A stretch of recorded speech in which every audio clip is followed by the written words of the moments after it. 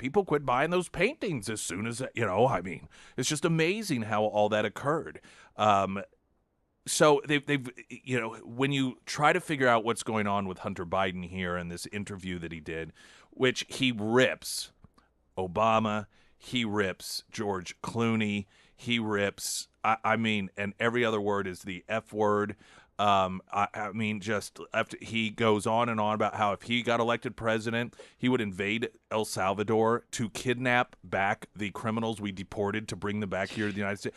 And so many people are speculating this is just a crazed, drug-fueled individual that is, I mean, these are the crazy rantings of a drug-fueled individual, or what Joe Biden would refer to as the smartest man I've ever known, because let's not forget, that is his declaration in all of his years of all these world leaders that he's met and all the times he's traveled around the world. And hey, Lord knows we've heard Joe Biden talk about all of the people that he has shared an audience with, yet it is Hunter Biden that is the most brilliant in the judgment of Joe Biden.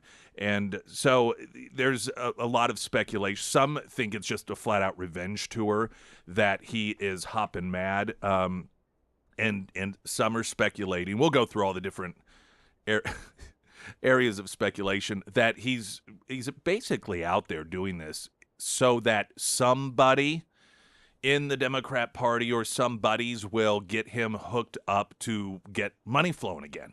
You know, you want me to shut up? You better give me a call and get me a good job, like a Burisma job or an art gallery job or something where the money starts flowing again, and then I'll go away.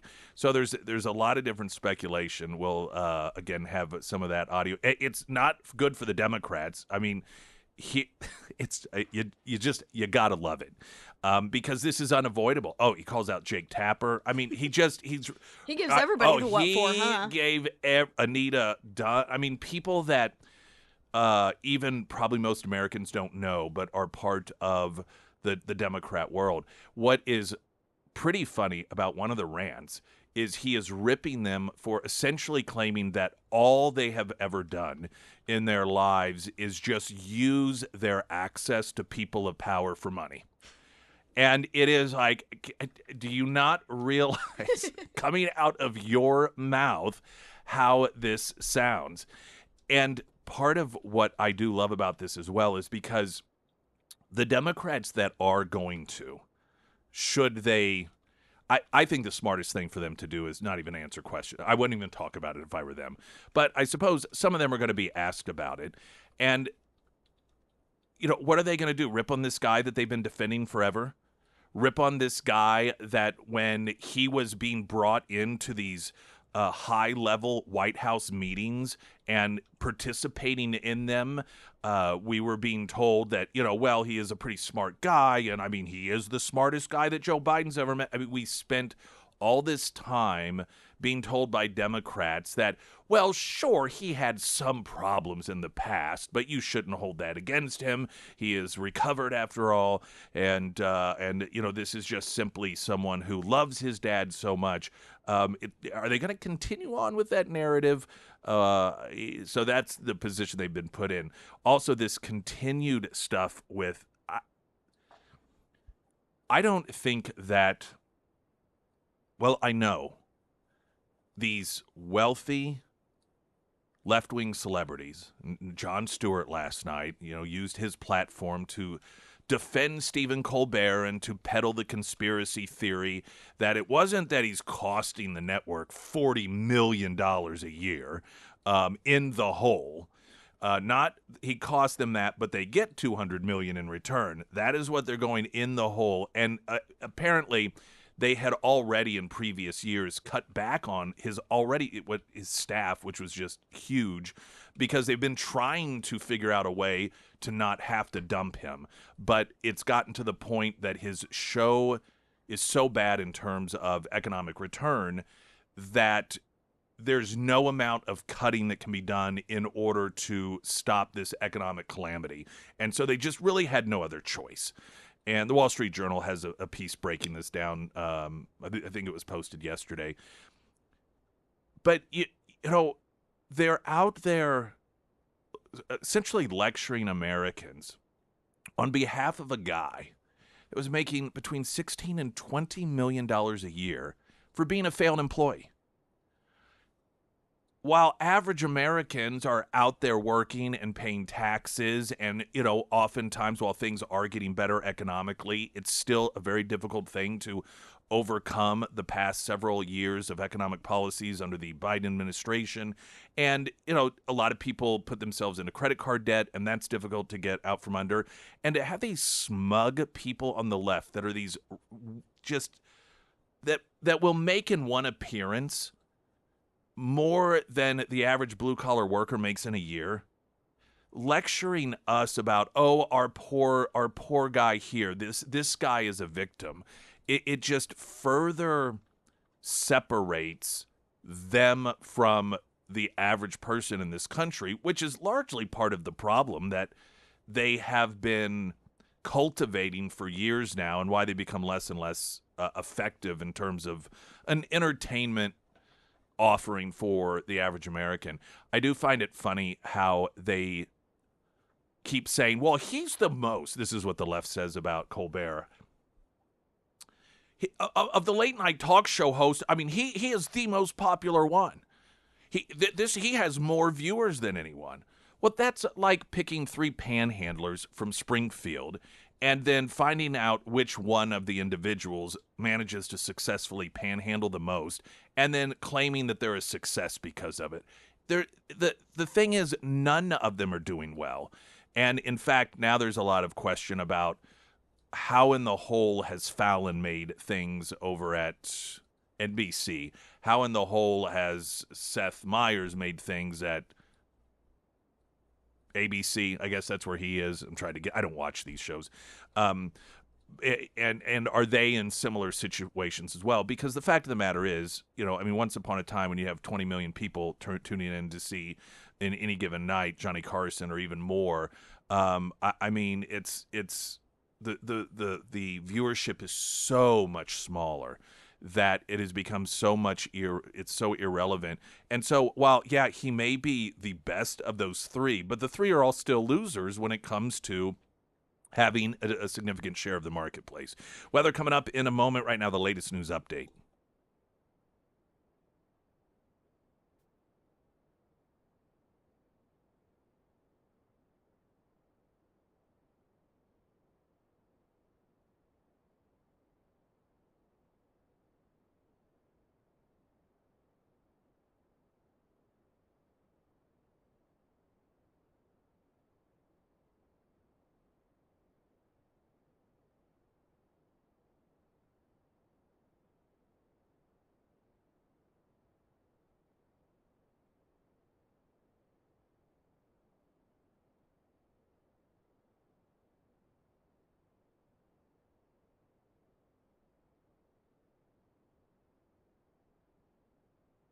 And the first alert forecast from Ozarks First meteorologist Tom Schmidt, sponsored by St. Clair of the Ozarks Home Improvements. Today it'll be sunny and hot with a high near 95. Tonight mostly clear with a low around 72. And for your Wednesday and Thursday, sunny and hot with a high near 96.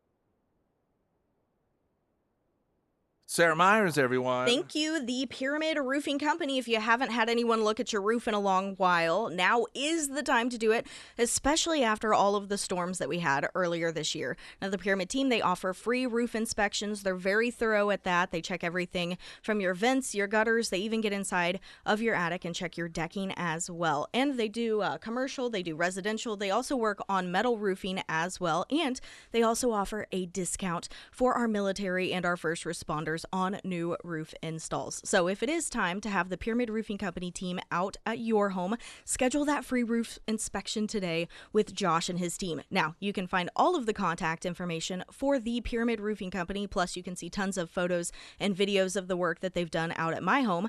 All of that information is going to be housed under the Sarah's Endorsements tab at ksgf.com. The Wall Street Journal has a piece, and it breaks down the reality around the cancellation of Stephen Colbert, and I guess this is relevant for a couple of reasons. One, it is an interesting evaluation of the changing landscape of entertainment outside the political aspect of it.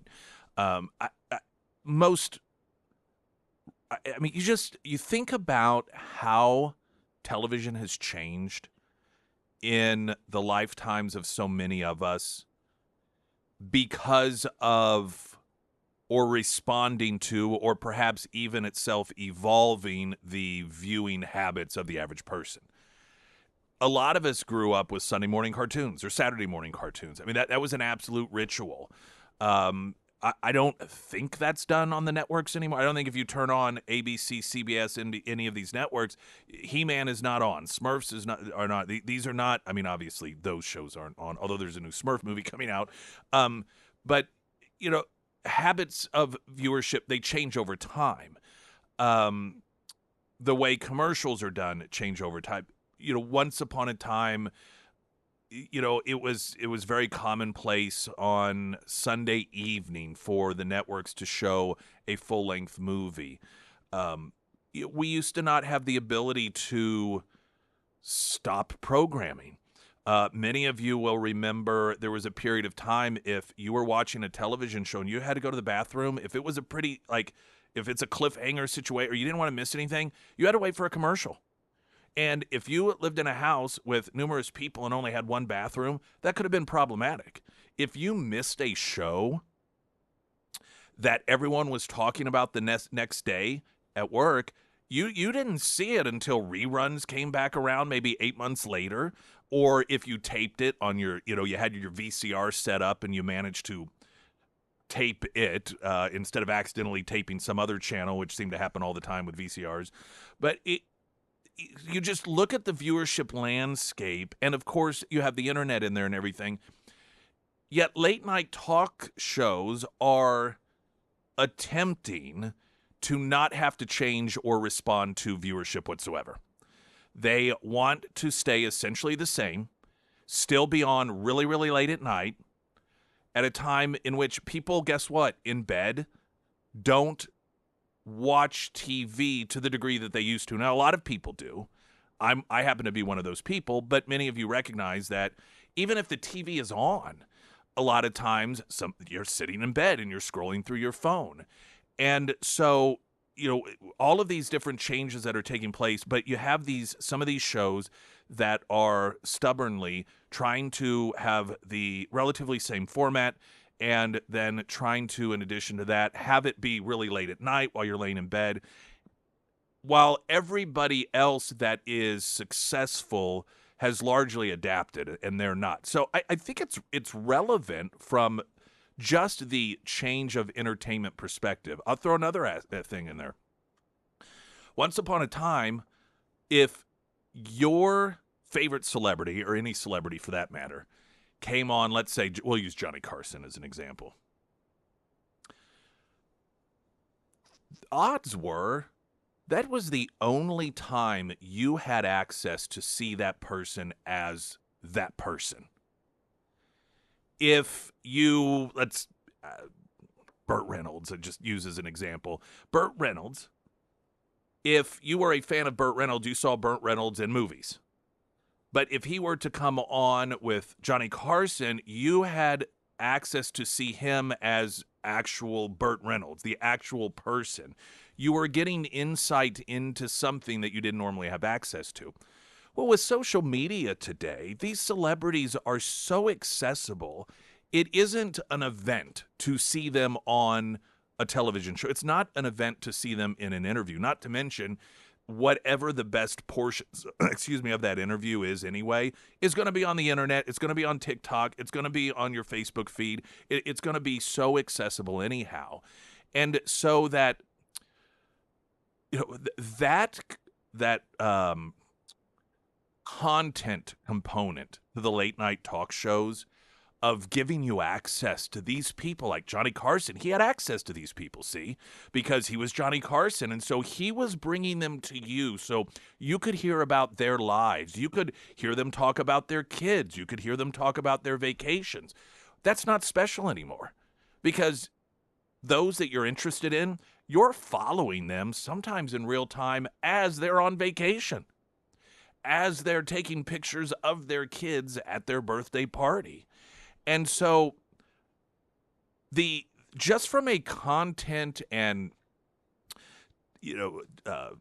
generational observation, I think that it is interesting to see a late night TV talk show that has tried to, as a few others have, cling on to that same formula that was around when your grandparents were around. I find that to be an interesting thing in terms of evaluation of entertainment and this clinging to trying to do things the old way in a world in which so much has changed.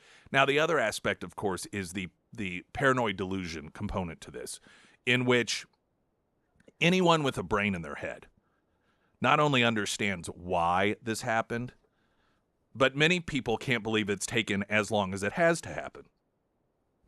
But we're watching this paranoid delusion that is being purposefully spread by a number of Democrats and people in the media, trying to take this completely logical and necessary situation and instead portray it as some sort of fascist dictator move by Donald Trump. It really is. Go back to the cult scenarios. You have some cult and, there's going to be a lunar eclipse. But the cult leader instead tells all of the followers that this is instead a sign of this and that, and here's what it really means. And everyone else knows, well, no, that's just a lunar eclipse. Here's when it happens. This is why it happens. But they live in their own little world that's detached from obvious factual realities. And it's increasingly clear that large numbers of people are very susceptible to this. And it's sad to watch elected officials, a number of even elected Democrats, they're calling for hearings on this stuff. And this is what fuels the crazies, because it's the crazy people who buy into this stuff. These are when Reagan was shot by a person, not for political purposes, Hinckley, but because he was delusional and was in love with Jodie Foster, who was a young actress in college at the time and had been stalking her and thought that this was the way to get her attention so that she would fall in love with him. Now, completely delusional. Everyone understood that.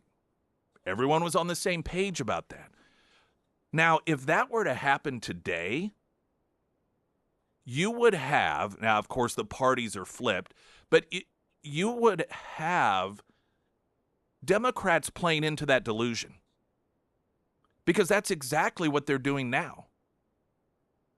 They aren't standing solid with complete reality, but instead they are the people that would have been telling Hinckley that was a perfectly, rational thing to do, that Jodie Foster could very well have fallen for him if he did, and just playing into that delusion. And we've gotten to the point where you've got media and an entire political party that is playing into the paranoid delusions of a segment of the population, and they keep growing it and growing it and growing it by making it sound and seem as if it's perfectly reasonable when everything in reality says that it isn't whatsoever. We've got to get a traffic update or a quick break. We have traffic coming up. The Pyramid Roofing Company talk and text line 447 KSGF. I'm Nick Reed.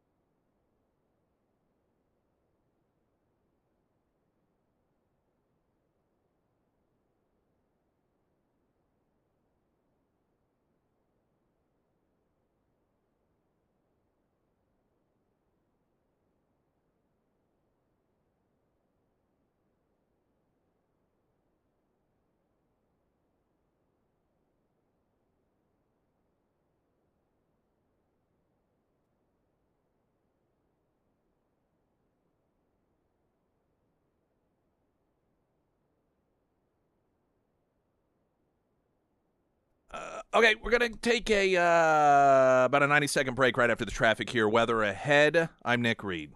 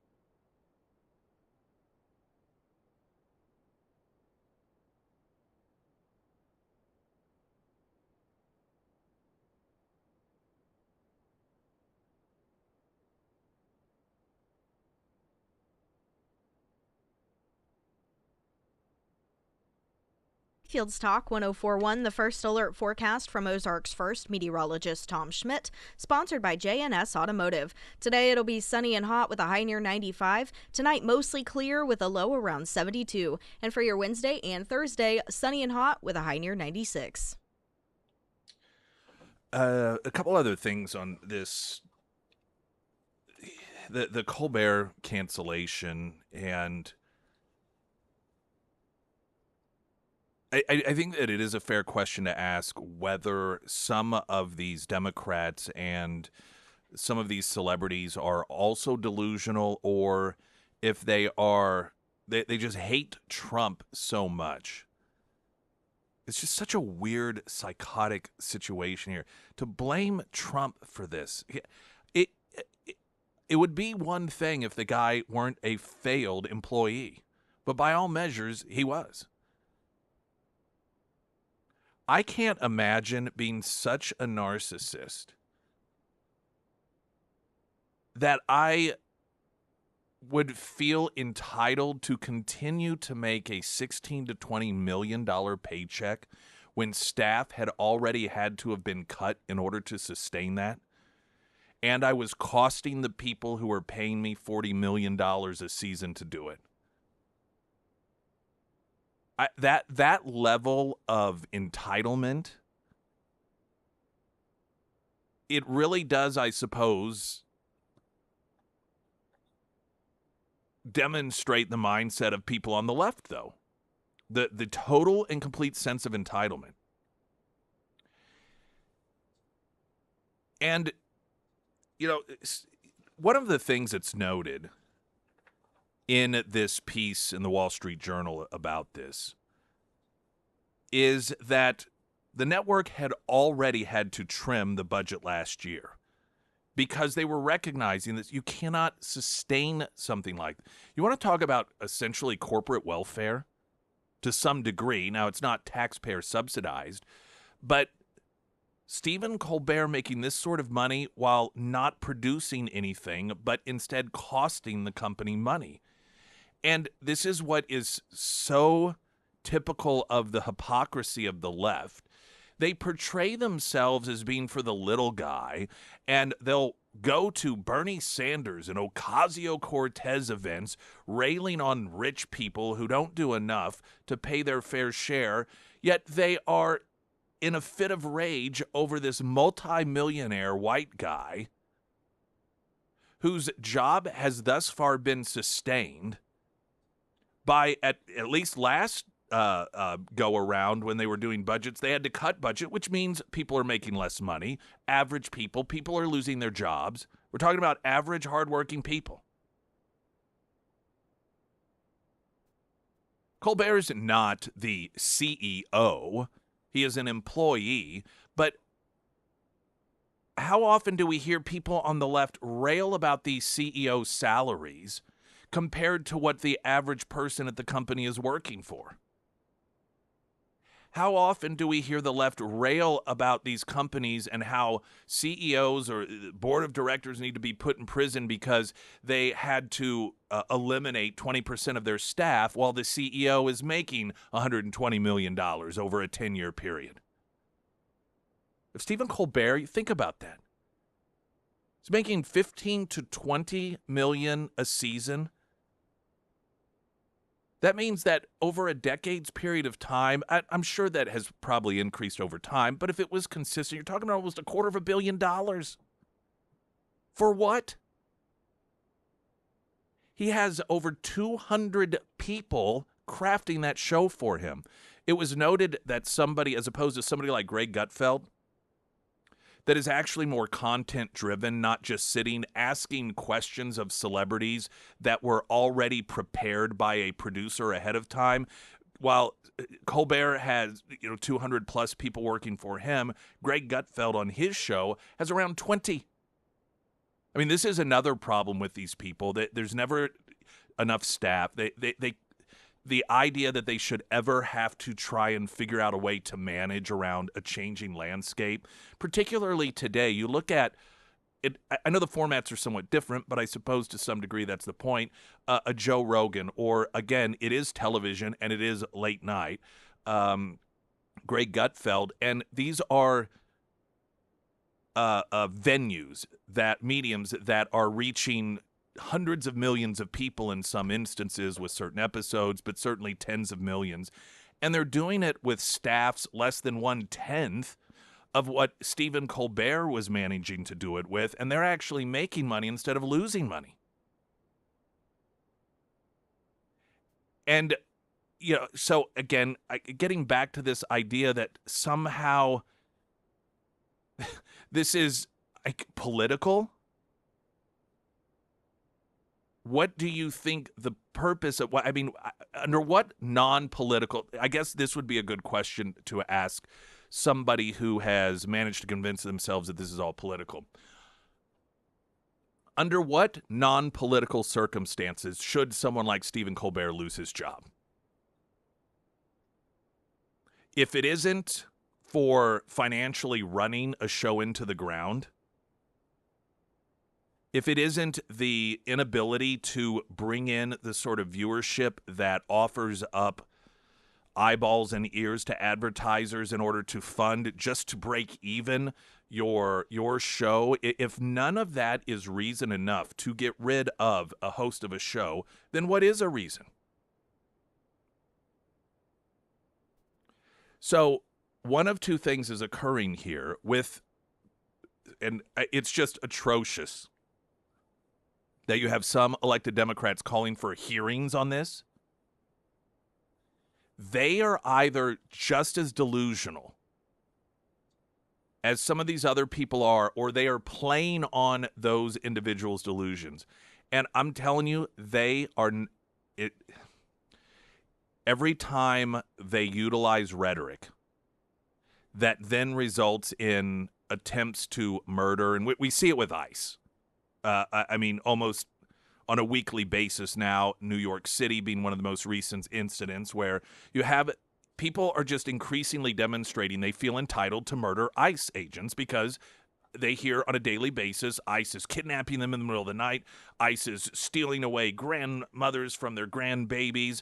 ICE is torturing people. They're raping people down there at Alcatraz.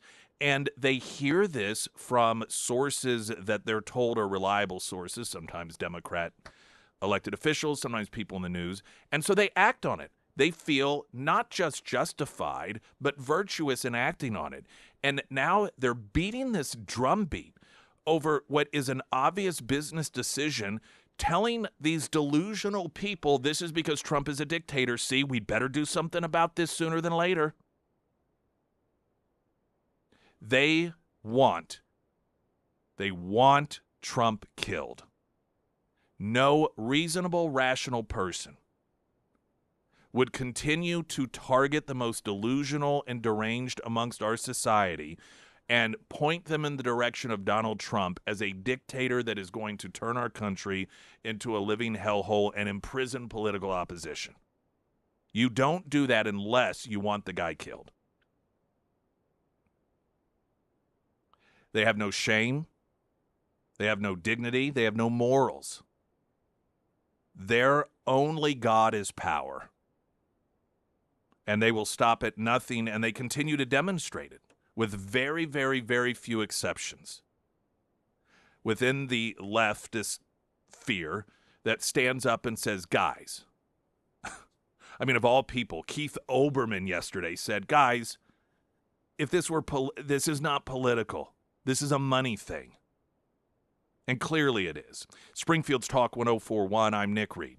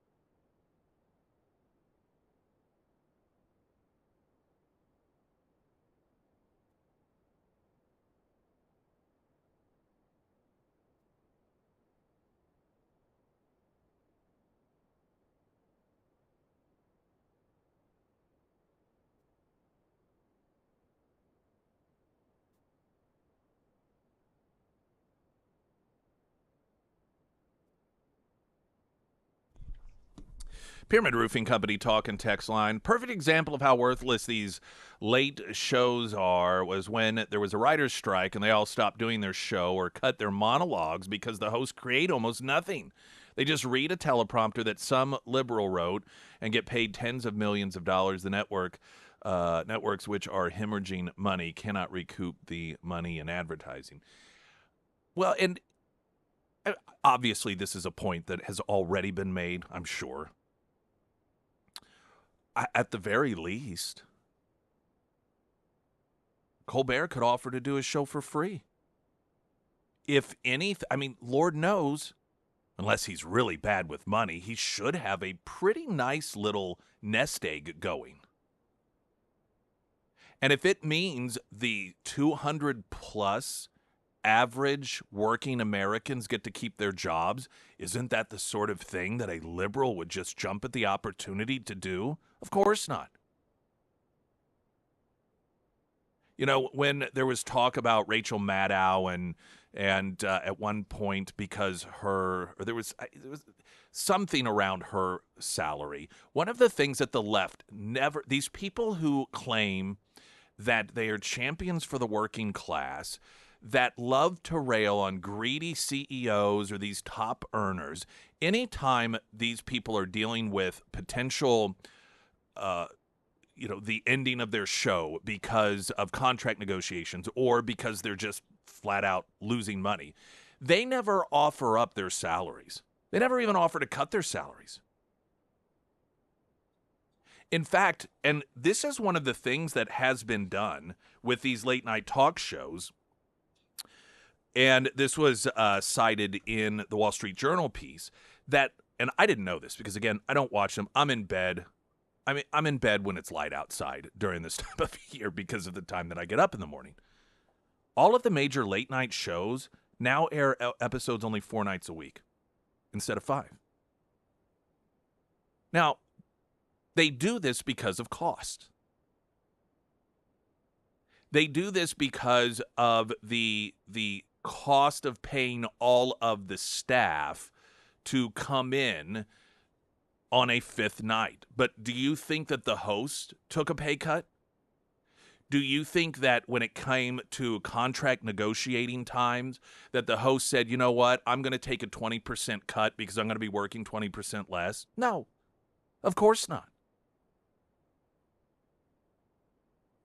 I mean, if you want to politicize it, you look at even the Obamas. I mean, there's no mansion they won't buy.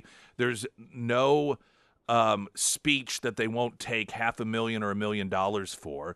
I mean, there's just never enough money for these people, yet Obama himself once lectured Americans that there's only so much money a person needs.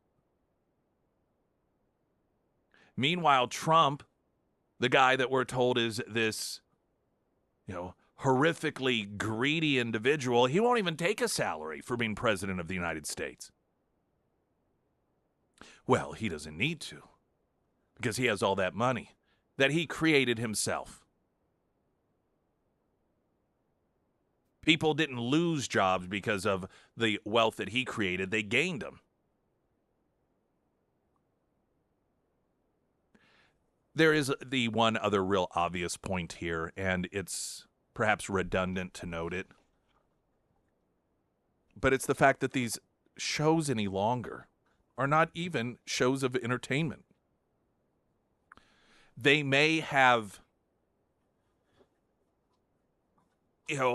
elements in which are meant to entertain, but we all know they're political. We know they're political because you have Democrats all over the place screaming about Stephen Colbert's show going away. Do we think if Greg Gutfeld's show went away, under similar circumstances, they would be calling for congressional hearings? Of course not, because they know these are political outlets. And here's the thing a lot of you people on the left don't realize. Yes, you are going to lose a tremendous amount of your audience if you are railing against their beliefs, if you are insulting them, if you had a host that constantly railed on black people and just not a single show went by in which they didn't talk to their guest about some horrible thing a black person did, and it just became overtly clear that this person didn't like black people. You probably wouldn't expect a very high percentage of black people to watch the show, would you? Well, when you are calling Trump supporters and people who disagree with you Hitler, when you are mocking them, when you are deriding them, you can't expect them to sit around and watch that. But even aside from that, it is the redundant nature. If you had a host on that couldn't let any particular subject matter go that was non-political, after a while, it would get a little boring. And these shows have gone from once upon a time, and this is what so many people noted that made Johnny Carson so successful, is that the show wasn't about him. He made the show about the guest. And that isn't the case any longer. The shows have become platforms for the political and social beliefs of the hosts. And everyone knows this. And do you know how you know this? Because everyone knows what their political and social beliefs are. Everyone knows. And after a while, that just gets a little bit boring. I imagine that probably some people who are Democrat voters even quit watching these programs, because it's just after, you're like, one, I tune into this to get away from what's going on in the world, and it's just the same thing over and over and over again. And that's a personality trait you see of the left. You see it in their social media. I mean, it's just this one-dimensional personality trait of everything about Trump, and it becomes, and I don't know if you've ever had a friend that's like this. They just cannot let something go, and you cannot have a conversation with them without them going on about this one thing. I mean, it may be their neighbor that they're fighting with, and at some point you're like, you know what? Just shut up about it. This is all you talk about. That is how you are viewed by average people. I'm just telling you. This is why so many of you, whether you know it or not, get snoozed for 30 days on social media because it's like, oh my gosh, another share or forward of a Trump meme. Springfield's Talk 1041. I'm Nick Reed.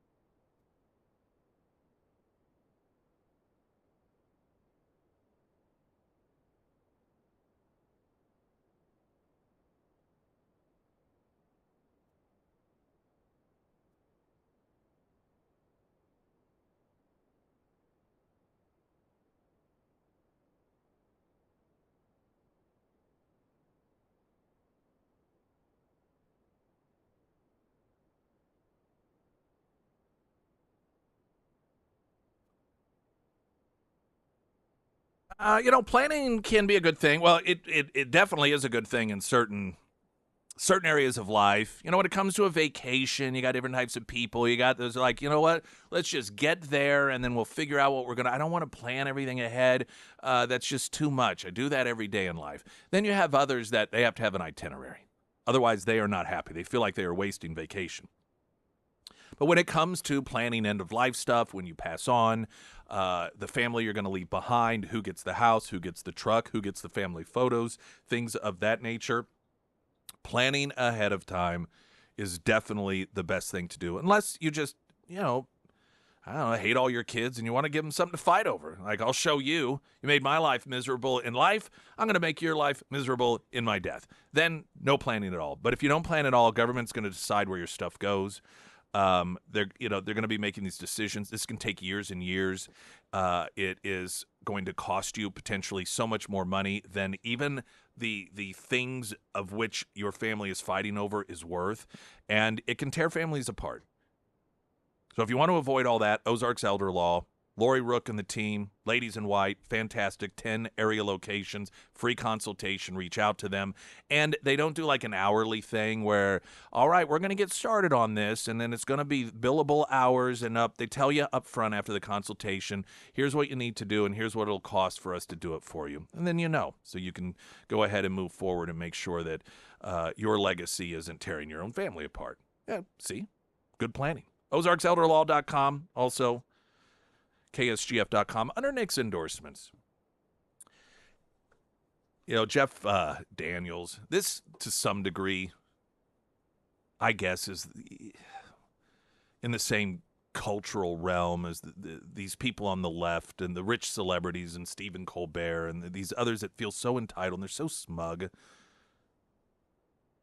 He did Nicole Wallace has a podcast. He sat down and did an interview with her. And Jeff Daniels, very rich, wealthy liberal, of course. And he said that he hopes that Republicans who voted for Trump lose a lot of money. And we know, not just based off anecdotal evidence, but just post last presidential election, those are average working people he's talking about. This is why even the Democrat Party has acknowledged they have lost the working person in this country. The Republican Party is now the party of the working person. And, I think this also goes into part of even, the late night talk shows and the guests that they have are these celebrities that increasingly will demonstrate that they have no empathy, no sympathy, no compassion for the average working person. They expect us to live by different rules than they do. That they will push and promote government regulations that hurt the lower income the most, and then secondly, middle income, whether it is forcing through regulation, vehicles that cost more because they don't use fuel, or having, different light bulbs or different stoves or different hot water heaters, all things that cost people more because they can afford it. They can push and promote these policies that result in a spike in crime that disproportionately harms minorities, lower income, then middle income, because they live in their gated communities. They can push for and support policies that make it more difficult for you to defend yourself against that sort of crime because they are able to hire private bodyguards that have license in order to carry a firearm. And so you have and then in this example, Jeff Daniels, who can afford to be a liberal. He can afford that lifestyle. Saying that he wishes economic harm on people who disagree with him politically. And then he does it by invoking the name of Jesus. Because, of course, that's just exactly how Jesus operated as well, wishing harm upon individuals that didn't hold political beliefs that were in line with what was considered to be popular in the day.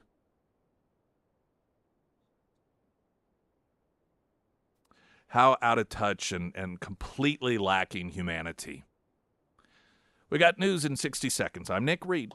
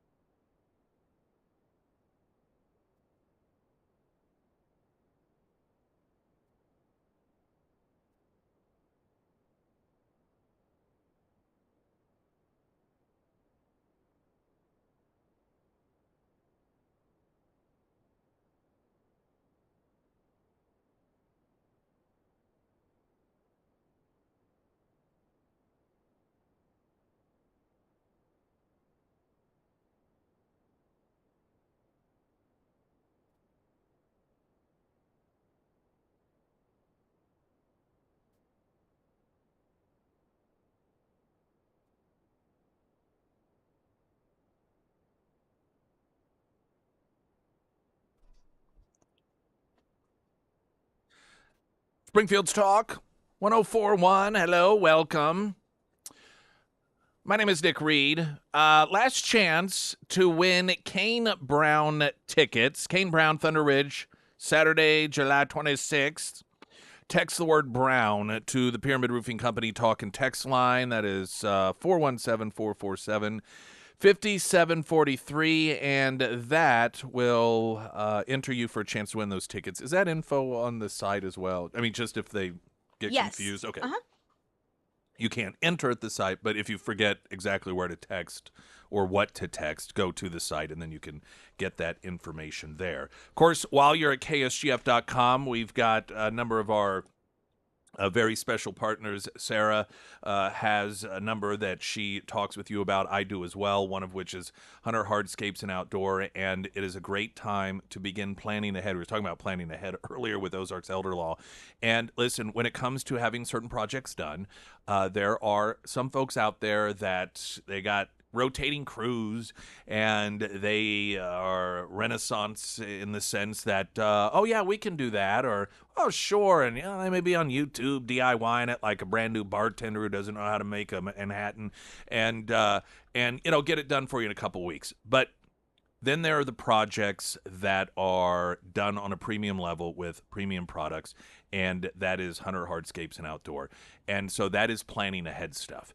And I recommend that if you are, even thinking about next year, because they do a lot of high-end projects, and a lot of them are pretty big in scope, and so they aren't going to be able to get to you next week and get that project started. And there's a lot of planning stage as well, because of the high level of design that they do when it comes to whatever it is your particular wants and needs are. What you don't have to do, I mean, you can tell them this is exactly what I want, but if you don't know in your head what it looks like, you just know that you want something that has sort of like a protective visual barrier with plants and trees and an area to entertain a small grouping of people with built-in sound audio system and water features, then they're going to come up with some examples for you and say, what do you like out of this? And so it is a much more involved process than just your run-of-the-mill hardscaping, landscaping. That is Hunter Hardscapes and Outdoor, HunterHardscapes.com. Also, Nick's endorsements, KSGF.com. Very good people. Very good people. We're going to get to the Hunter Biden thing coming up here in a bit because, oh boy, if you haven't heard any of the audio, it is a lot of fun, and it will be talked about today quite a bit. I'm sure it was yesterday afternoon as that's when the story started circulating about this interview he did in which he rips left and right everyone under the sun, primarily Democrats, for turning on his dad. But there's an announcement made regarding the cover of the NBA 2K26 video game, and evidently this is a big deal. Now, I have a few different video gaming units. I just don't play them like I did once upon a time. And I've never been into sports that much in terms of playing. I remember once upon a time when there was Madden, it was a real big deal who was going to be on the cover of Madden, which quarterback would it be, and that was always a big announcement. And apparently, to some degree, it's also the same thing with the NBA. And they have a WNBA version. Now, I don't know if I've read a couple of articles about this. I don't know if when they say WNBA version, if that means that there is a WNBA version of the game or it is a WNBA version of the cover. So in other words, the game is the same, but they have a player on the cover of the game that is from the WNBA. But the point of the story is, once again, the face of the WNBA and what is largely regarded, or who is largely regarded as the best, most talented player, Caitlin Clark, is not on the cover. Instead, it is Angel Reese, who culturally there is this very clear attempt to make it appear as if she is just as popular. It's this like forced popularity. It's the what it reminds me of is if you've got like the wealthy, influential family that moves into a new town, and they have a daughter that really isn't that well liked because she's snippy and she's just a little bit entitled, but they force her into everything.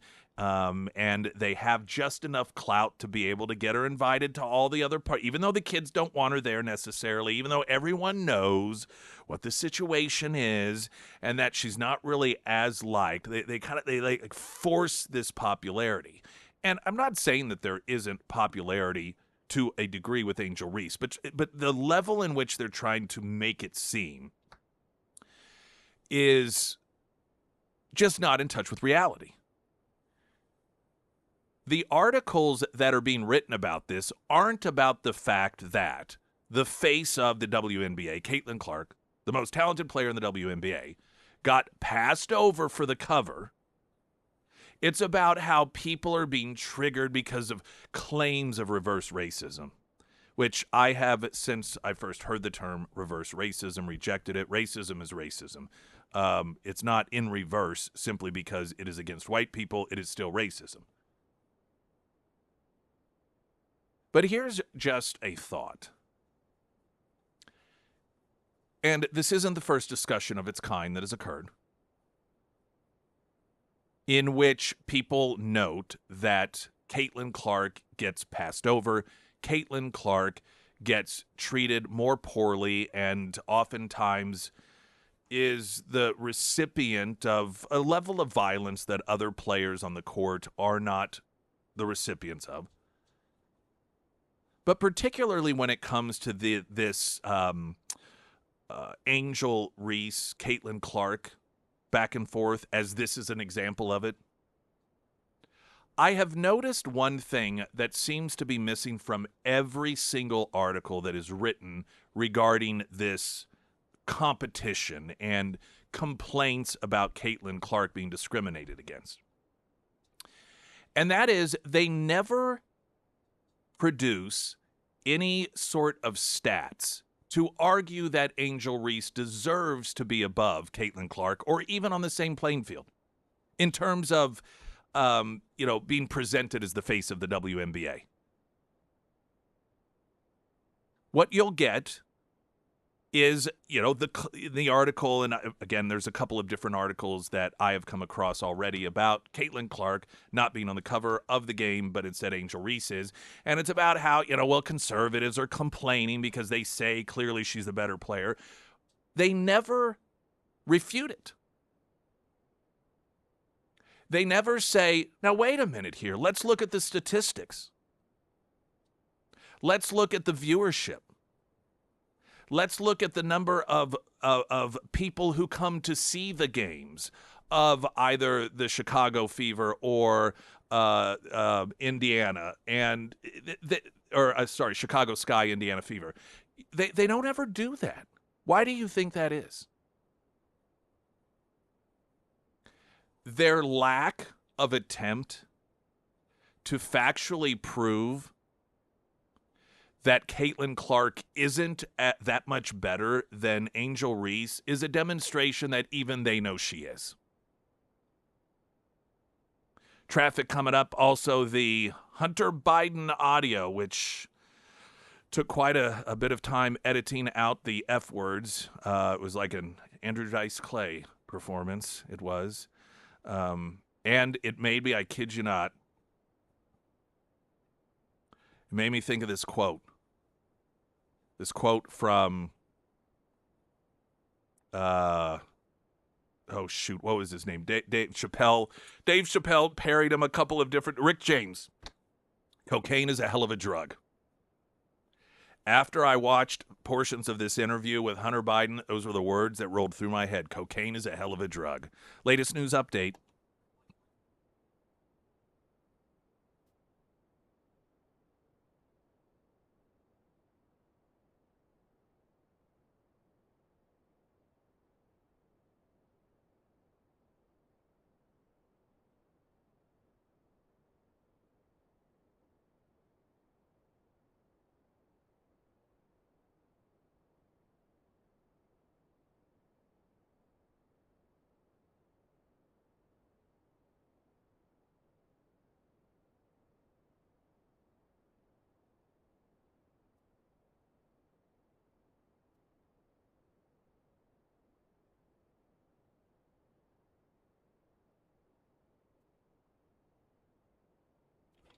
And the first alert forecast from Ozarks First meteorologist Tom Schmidt, sponsored by St. Clair the Ozarks Home Improvements. Today it'll be sunny and hot with a high near 95. Tonight mostly clear with a low around 72. And for your Wednesday and Thursday, sunny and hot with a high near 96. I love this text on the Pyramid Roofing Company talk and text line regarding Angel Reese and her stats versus those of Caitlin Clark, and saying, I'm sorry, it's just not true that her stats aren't there. Her stats on me bounds is astronomical. Now, me bounds this just gives you a recognition of what people actually observe in reality. And that is that she had become so synonymous with, out on the court, and she takes a shot and misses it so often and then regains the ball and then does another shot, oftentimes making it on the second. They started calling them me bounds. That term was organically created about Angel Reese because she had such a habit of doing that. And even she at one point responded to it. I forgot exactly what she said, but yeah, me bounds. Traffic update.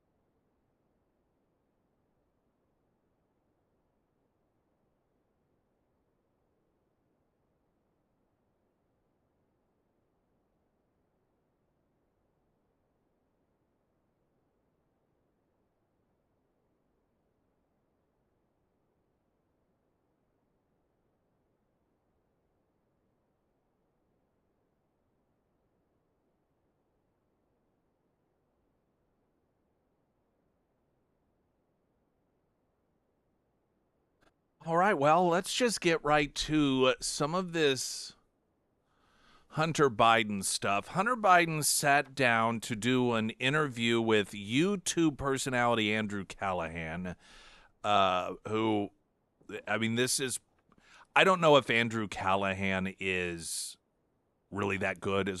I'd never heard of this guy before. But this interview is going to really give him an opportunity to be put in front of an audience far greater than an audience that I imagine that he has ever had. Now, what could be somewhat problematic is that Hunter Biden is, of course, the one grabbing the spotlight, so most people aren't even going to necessarily pay any attention to the interviewer himself. But that aside, he grabbed this interview with Hunter Biden.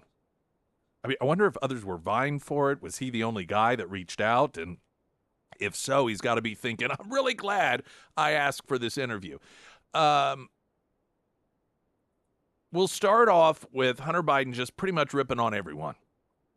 Now, there'll be a lot of if you've already heard some of this audio, or if you are yet to hear it, some of it will have bleeping in it. I just silenced the curse words, so if you hear moments of silence, that is what is in there.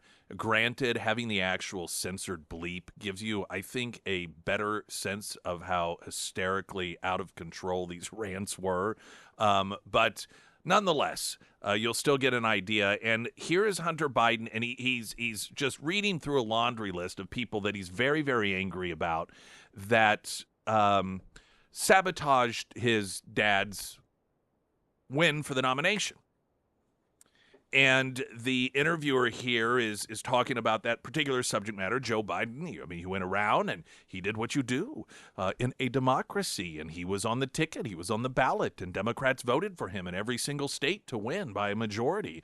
And then the Democrat establishment decided we don't like the outcome, so we're going to sabotage it. We're going to overthrow it.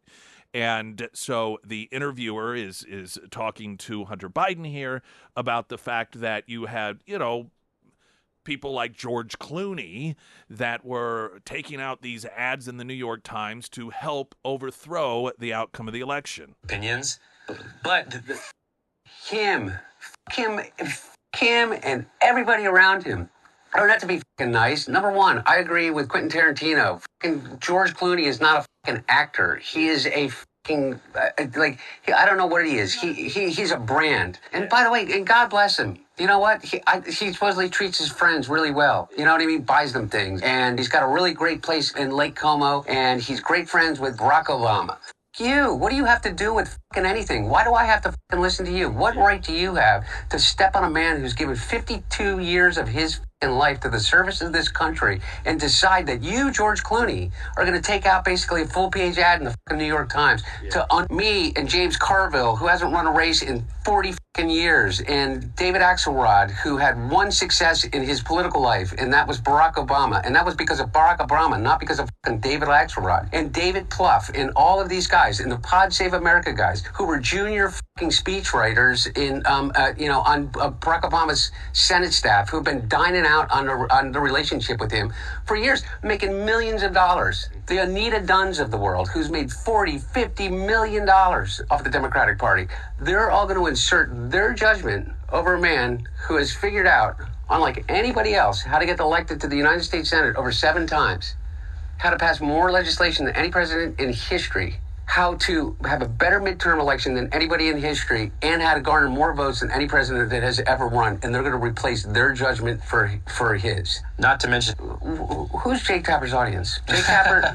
My mom or something? I don't know. Well, I don't know. Yeah. For real, though. I don't even think it's your mom anymore. No.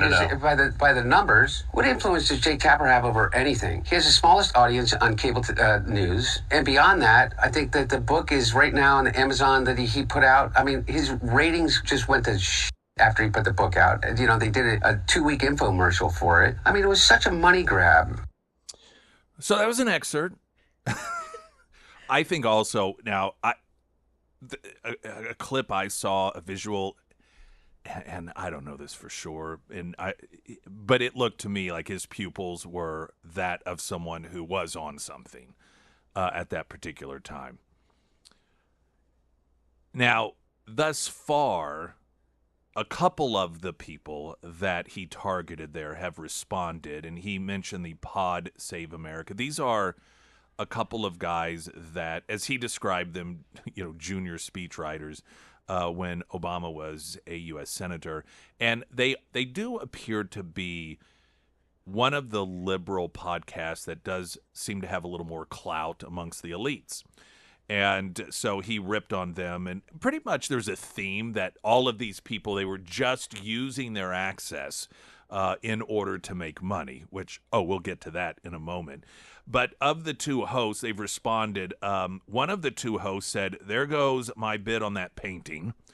And the other said, "It's good to see that Hunter has taken some time to process the election, look inward, and hold himself accountable for how his family's insular, dare I say, arrogant at times approach to politics led to this catastrophic outcome we're all now living with." When you have a battle that is going on like this and clear lines drawn, it is instinctual to at times pick the side that is right and the side that is wrong. The thing about these people is they are so depraved that they're all right and they're all wrong at the same time. Like the things that Hunter Biden is saying about these individuals, he's not way off the mark about this stuff. These are people that oftentimes aren't really that successful in their advice, but they make tens of millions of dollars being advisors, being insiders. But on the other hand, who on earth can you imagine being one of these people and having Hunter Biden accuse you of not providing anything but just grabbing money hand over fist because of whom you have access to? If ever there was anyone, in fact, we know the Bidens to this day haven't been able to explain how or why it was that they were receiving these tens of millions of dollars. I mean, when it comes to Hunter Biden getting the money from the Ukrainians, it was, well, he was on the board of Burisma, but what was his background? What, he had been kicked out of the military for drug abuse? He had no energy background, no background in terms of running energy companies. I suppose he could claim I showed up for work and went to board meetings, but when it came to money that was funneled through these LLCs to Biden family members from Russian oligarchs and from Belarus and the Chinese and so forth, they to this day have never said what product, what good or service they were giving in exchange for that money. So for Hunter Biden to call out some of these people like David Plouffe or Anita Dunn or individuals that at least, I don't know, do some work that doesn't involve smoking crack with hookers while naked on websites, it's just pretty rich. More audio from the interview coming up here, in which this to me is one of the best parts. He again demonstrates what the average Democrat thinks about when they think about a minority in this country, and it's always the exact same thing. He goes to the, who's going to clean our hotel rooms? Who's going to clean our you would think at some point someone would tell these Democrats, hey, here's an idea.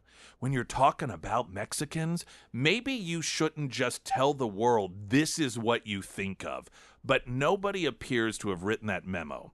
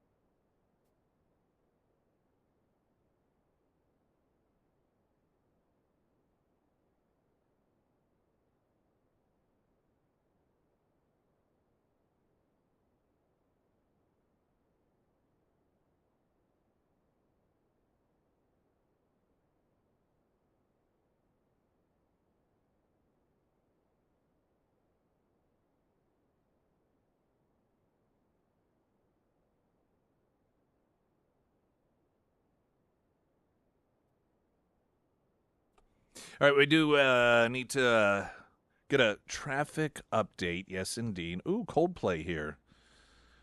Is that almost out of the news yet? I think it's still. No, I think it's still going. I was thinking about that here before traffic, and I was like, those people, do they just not scroll through social media anymore? Because you can't do it and not see something that is mimicking them. I think they even last night did it on, was it Colbert's show, like the other late night I think the audience was filled with celebrities there to show support. Hey, why don't you guys all bail the show out? Why don't you do that, all you rich left-wing multimillionaires? You know, well, I'm getting off track here, but I mean, those two people, I just can't imagine. Like, you just can't even go on social media any longer. Anyway, and poor Coldplay, they've been getting slack for it. It's not their fault. All right. We have Heroes Breakfast coming up on Friday. That is a breakfast for veterans. So if you're a veteran, come out between 6 and 9 a.m. as we broadcast live at Scramblers, and you're going to get yourself some free breakfast. That thanks to the Warriors Journey Air Services, Heating, Cooling, Plumbing, Electrical, and Delta Roofing. Now traffic.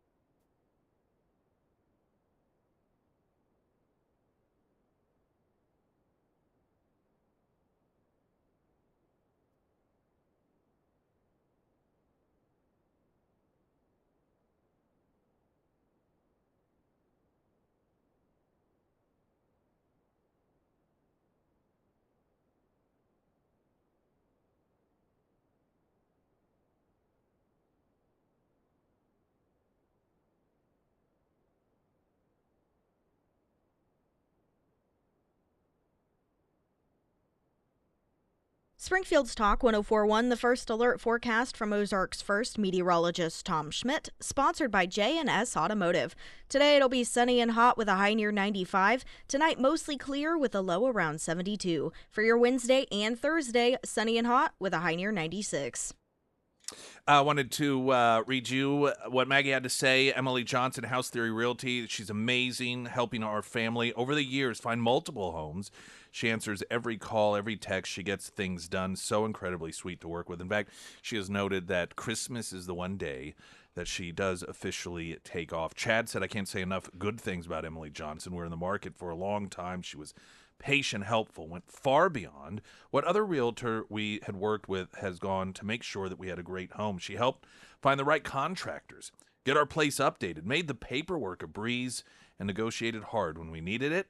And she got us a great price on a home our whole family loves. Thank you so much, Emily. And that's what you get with Emily Johnson, House Theory Realty. She's fantastic people, and that's why it's not uncommon if somebody has used her and then they need to buy or sell another home or do it again, they go right back to her and they recommend others do it as well. Emily Johnson, House Theory Realty.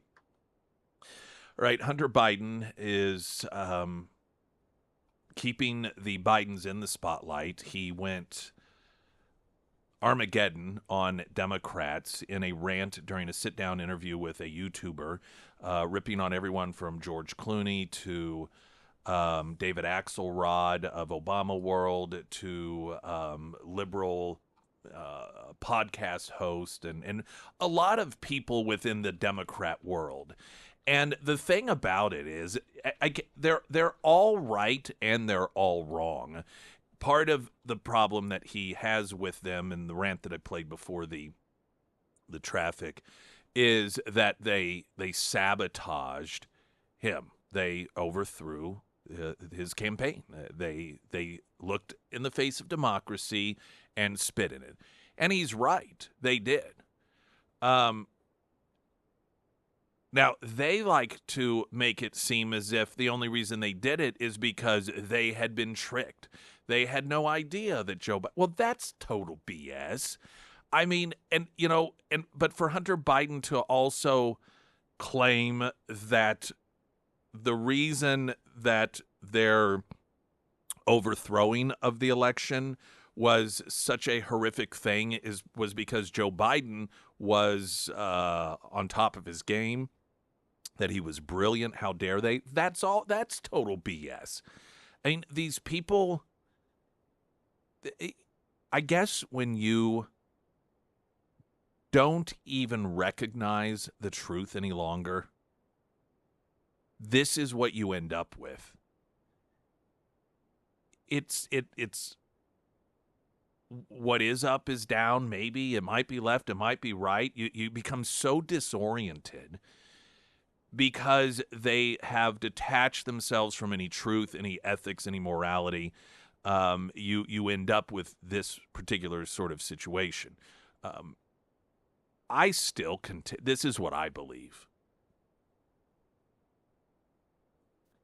They obviously knew that Joe Biden had problems, right? Everybody knew it. I think the reason that somebody like Hunter Biden and the Biden family is so angry, now follow me here, because this is the mind of these people.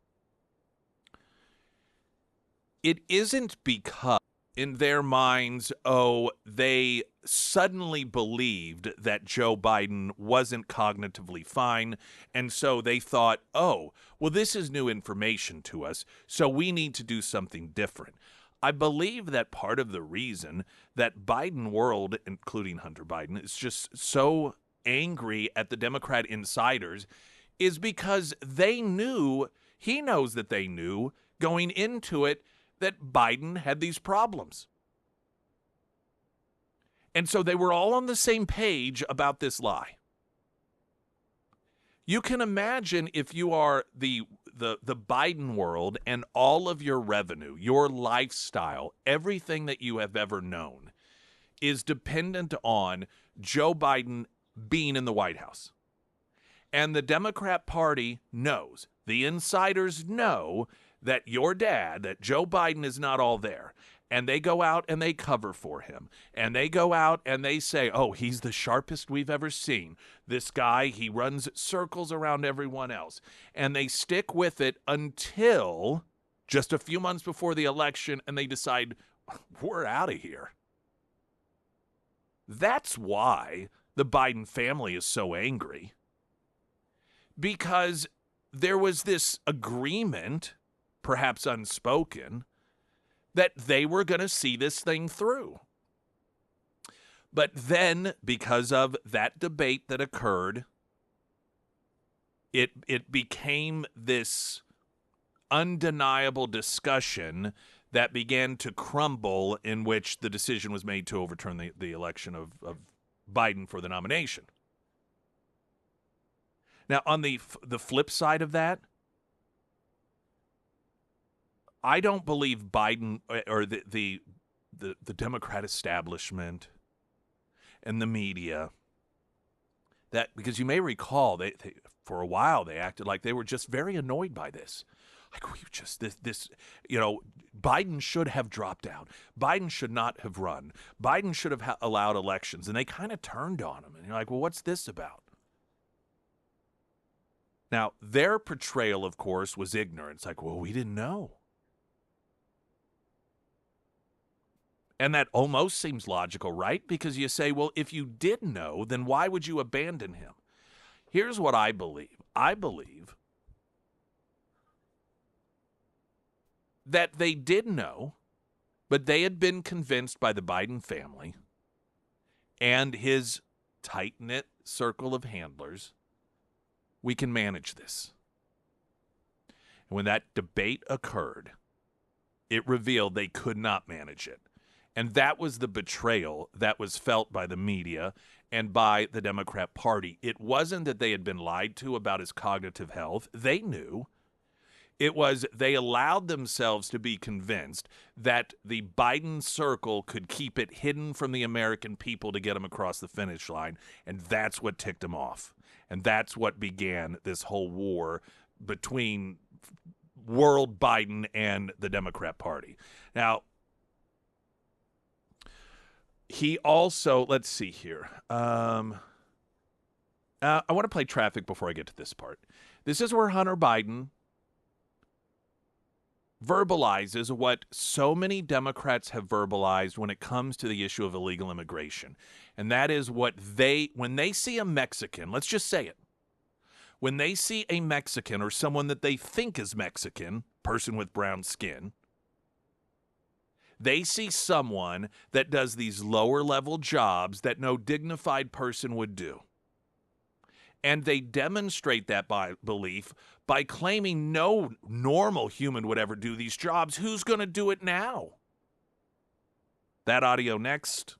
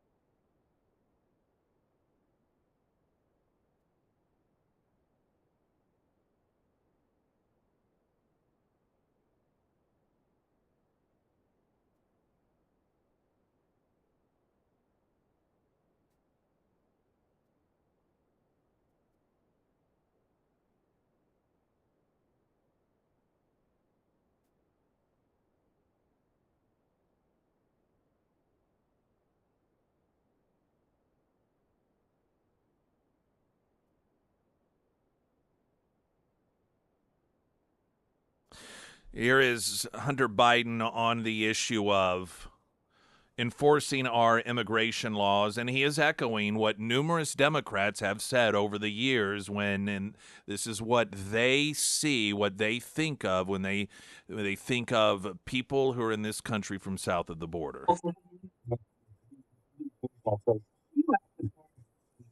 That people are really upset about illegal immigration. How do you think your hotel room gets cleaned? How do you think you got food on your fucking table? Who do you think washes your dishes? Who do you think does your fucking garden?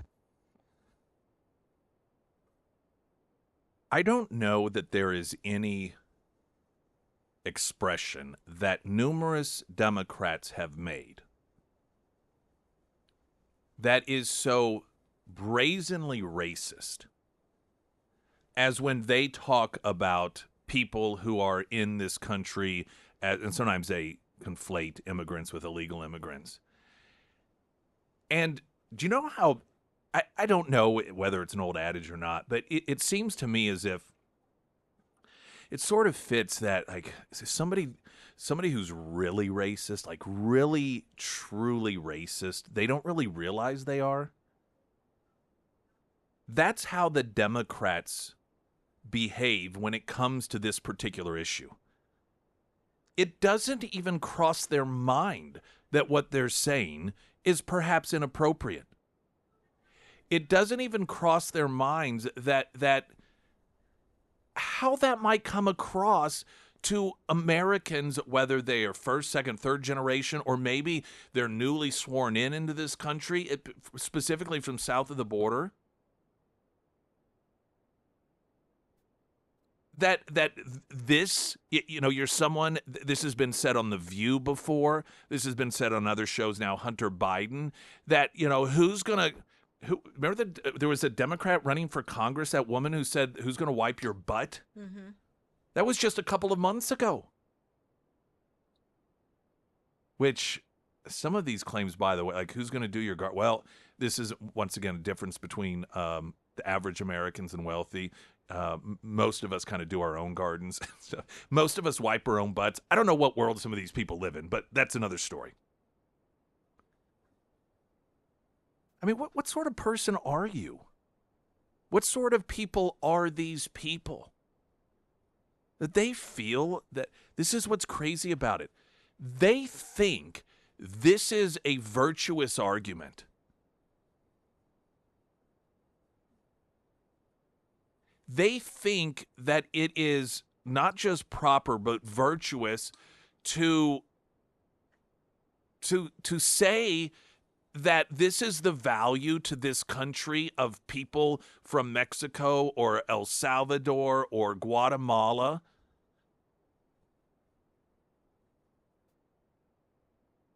That's all. You want to talk about stereotyping? Now, incidentally, and this is another problem I have with it, I'm a sort of person who believes that if whatever the job is, if you do it honestly, that is good work. I don't care what it is. I do not care what it is. There are people that do these sorts of jobs that Democrats describe as demeaning, that to me are much more respectable in their job than a high-powered attorney or somebody like Elizabeth Warren or Hunter Biden. That's another aspect of their attitude about this that really bothers me. This suggestion that somehow these jobs are below people like me, because that's what they're saying. When somebody like Hunter Biden says, who's going to clean my toilets? Who's going to do this? Who's going to do that? They're saying that that's beneath me to do it.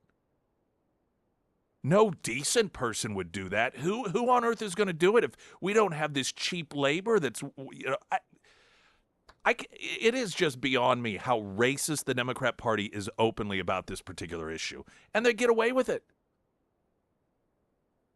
I mean, people in the media, too. If this is your perspective on it, it should also be noted, this is the exact same argument the Democrats made in order to defend slavery. Same argument. That if we aren't allowed to own these slaves because they do it for cheaper, don't have much choice, who's going to pick the cotton? Who's going to be out there in the fields? Who's going to be tending to our plantations? The cotton fields, all of these different crops, all of these different products that America relies on, you're not going to have them. They're just going to rot in the fields. They used this is another this lack of recognition of the repeated racism of the Democrat as a party and their ideology when it comes to people and people's place in society. And that we should, to justify illegal immigrants because they will do jobs, dignified people won't do, and they'll do it for cheap labor. And so if we aren't able to do it, then that means that economically we're going to suffer harm.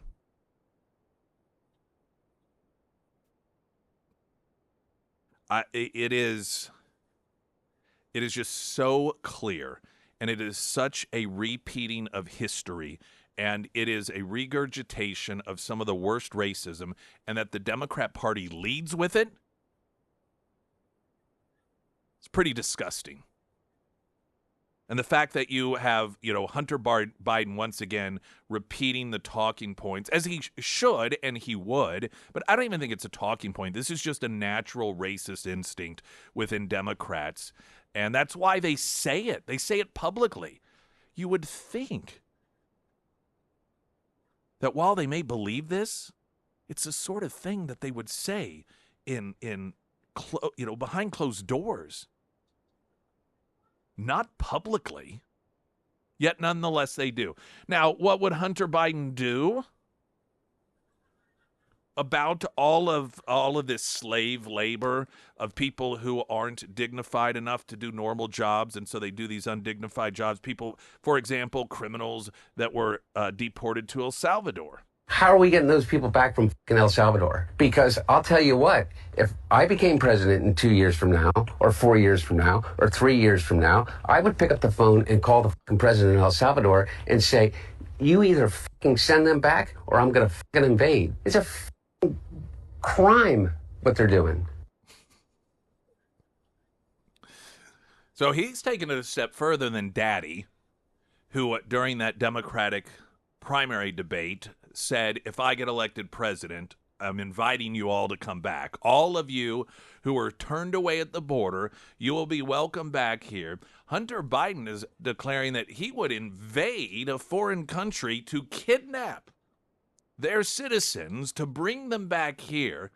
Gosh, it's almost once again like a slavery situation, except for when it came to slavery regarding Africa, they kidnapped their own people and sold them to us. Hunter Biden's policy as a Democrat president apparently would be, within his first 2 years, to kidnap slaves of color from a foreign country to bring them up here in order to do the work that dignified people won't do. It's such an insightful conversation from what former President Joe Biden has on numerous occasions declared to be the smartest man that he has ever known.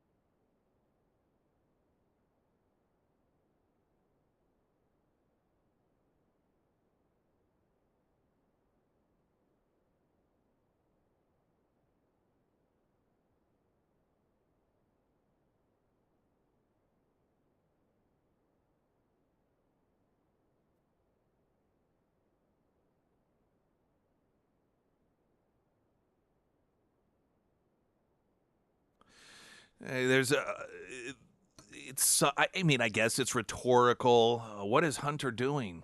What are they thinking? Right.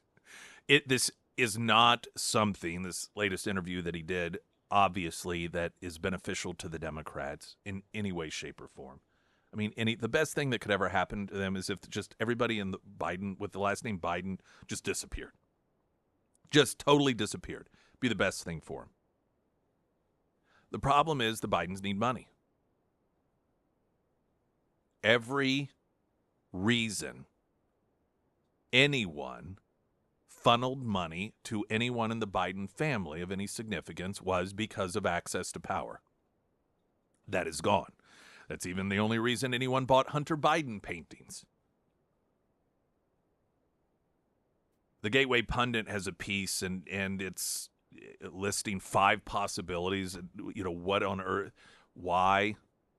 One of them is the first one. He's planning to run for office.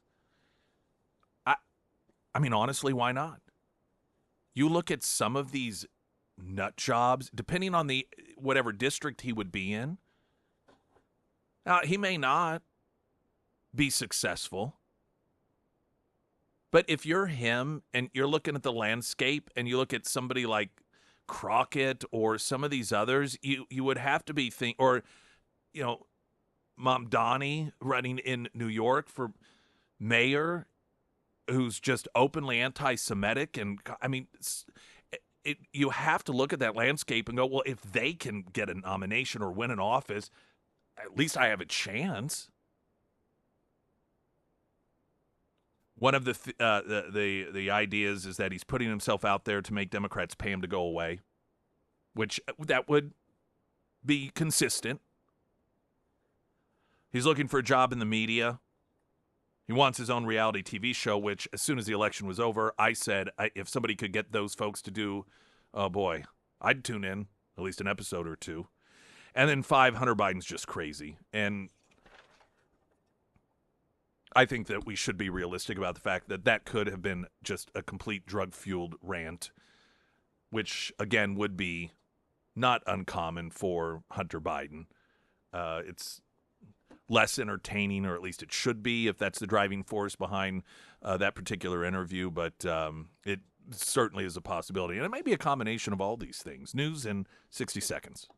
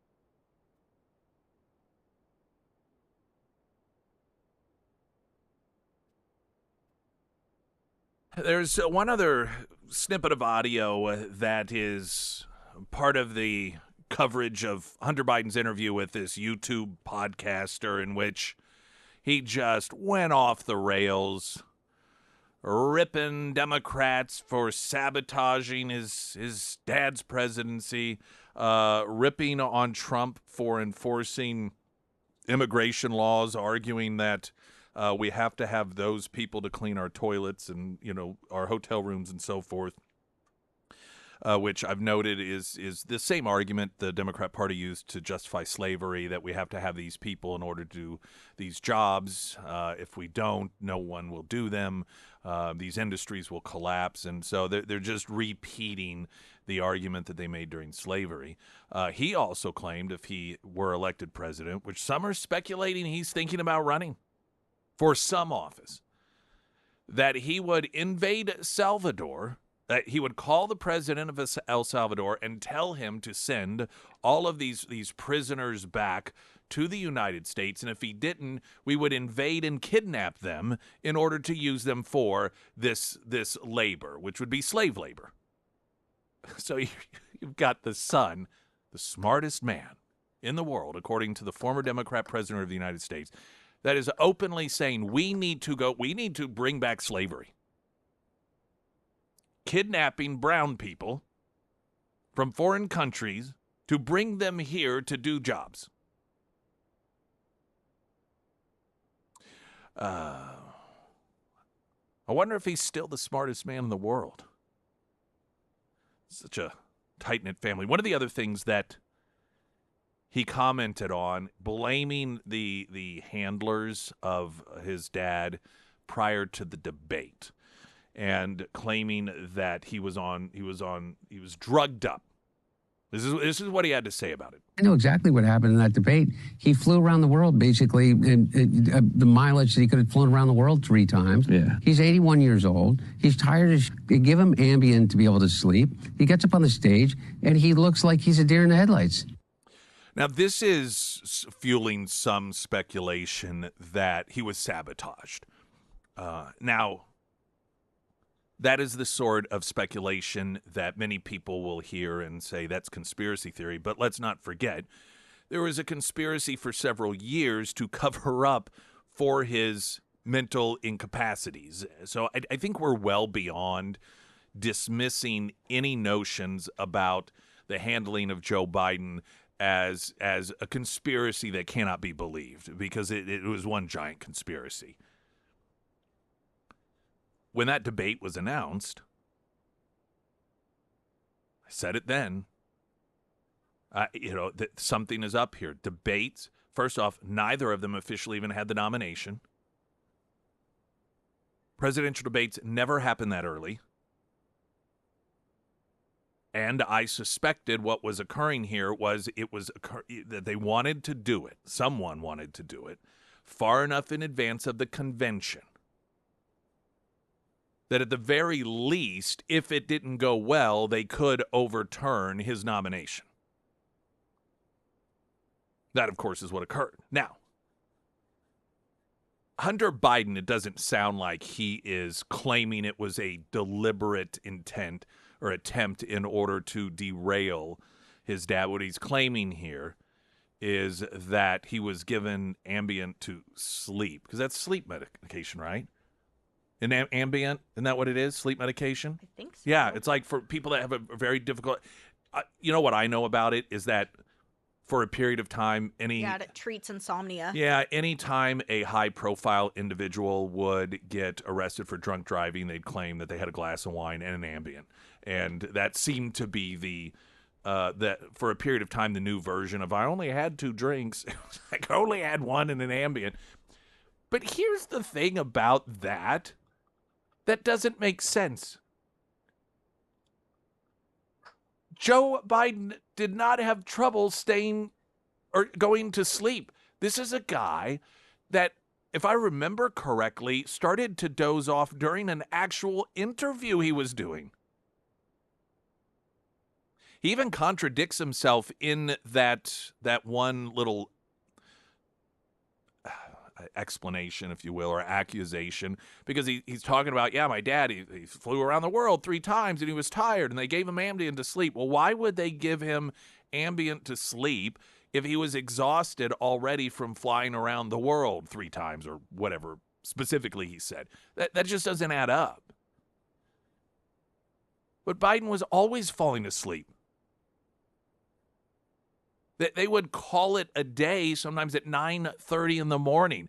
Pictures of him on the beach, he was asleep. Pictures of him at the United Nations, he was asleep. Pictures at all sorts of different events, he was dozing off, he was asleep. So on Air Force One, where there's actually a bed for him to sleep in, we're supposed to believe that he was given Ambien in order to help him sleep? That doesn't add up. I'm not saying that it wasn't given to him or that he wasn't given something. Given everything that those folks did in order to deceive and rig the election and try and convince America that he was perfectly fine and the stuff with the auto pen, nothing would surprise me. If we were to learn that somebody who wanted that debate to be tanked so that they could get rid of him, they purposefully gave him some sort of drug in order to make him confused and tired, that would not surprise me in the least. Absolutely would not surprise me in the least. I don't know that we'll ever know, but nonetheless. Latest news update.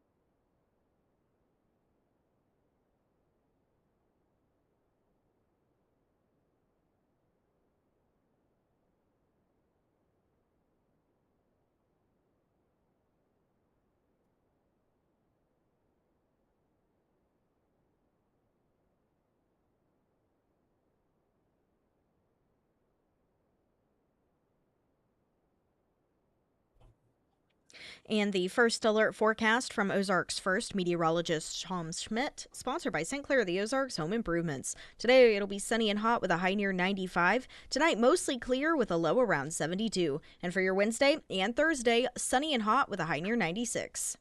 You know, the thing about Hunter Biden is he has to have dirt on people, right? You would think. He has to have dirt on people outside those he's trying to protect, which is Biden family members.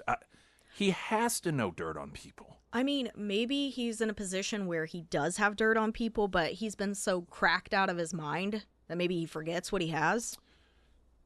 Yeah, well, it could be that, or it's just that's sort of the nuclear option, and they don't have money, and there's sort of a level of desperation at this point. Like somebody who is addicted to drugs and they run out of drugs, they become desperate. They'll steal from family. They'll do whatever it takes. But you wonder. On one hand, I think this guy could really reveal things that would be very unpleasant for the Democrat Party and for specific Democrats. But on the other hand, you could always, as a defense, say, well, that guy's on crack. Oh, you're going to listen to him? So there's a built-in defense to some degree, but it's just, to me, very difficult to believe that he doesn't know where at least some skeletons are buried. I don't know. I'm still waiting. They say still that Joe and Jill are working on this book, and what direction is that going to go? Is it going to start calling out people? Is this a situation where maybe they're going to be able to get a little money to not put certain things in the book? These people are pretty depraved, so only time will tell. Or who knows, they could all just end up dead. That would not surprise me either.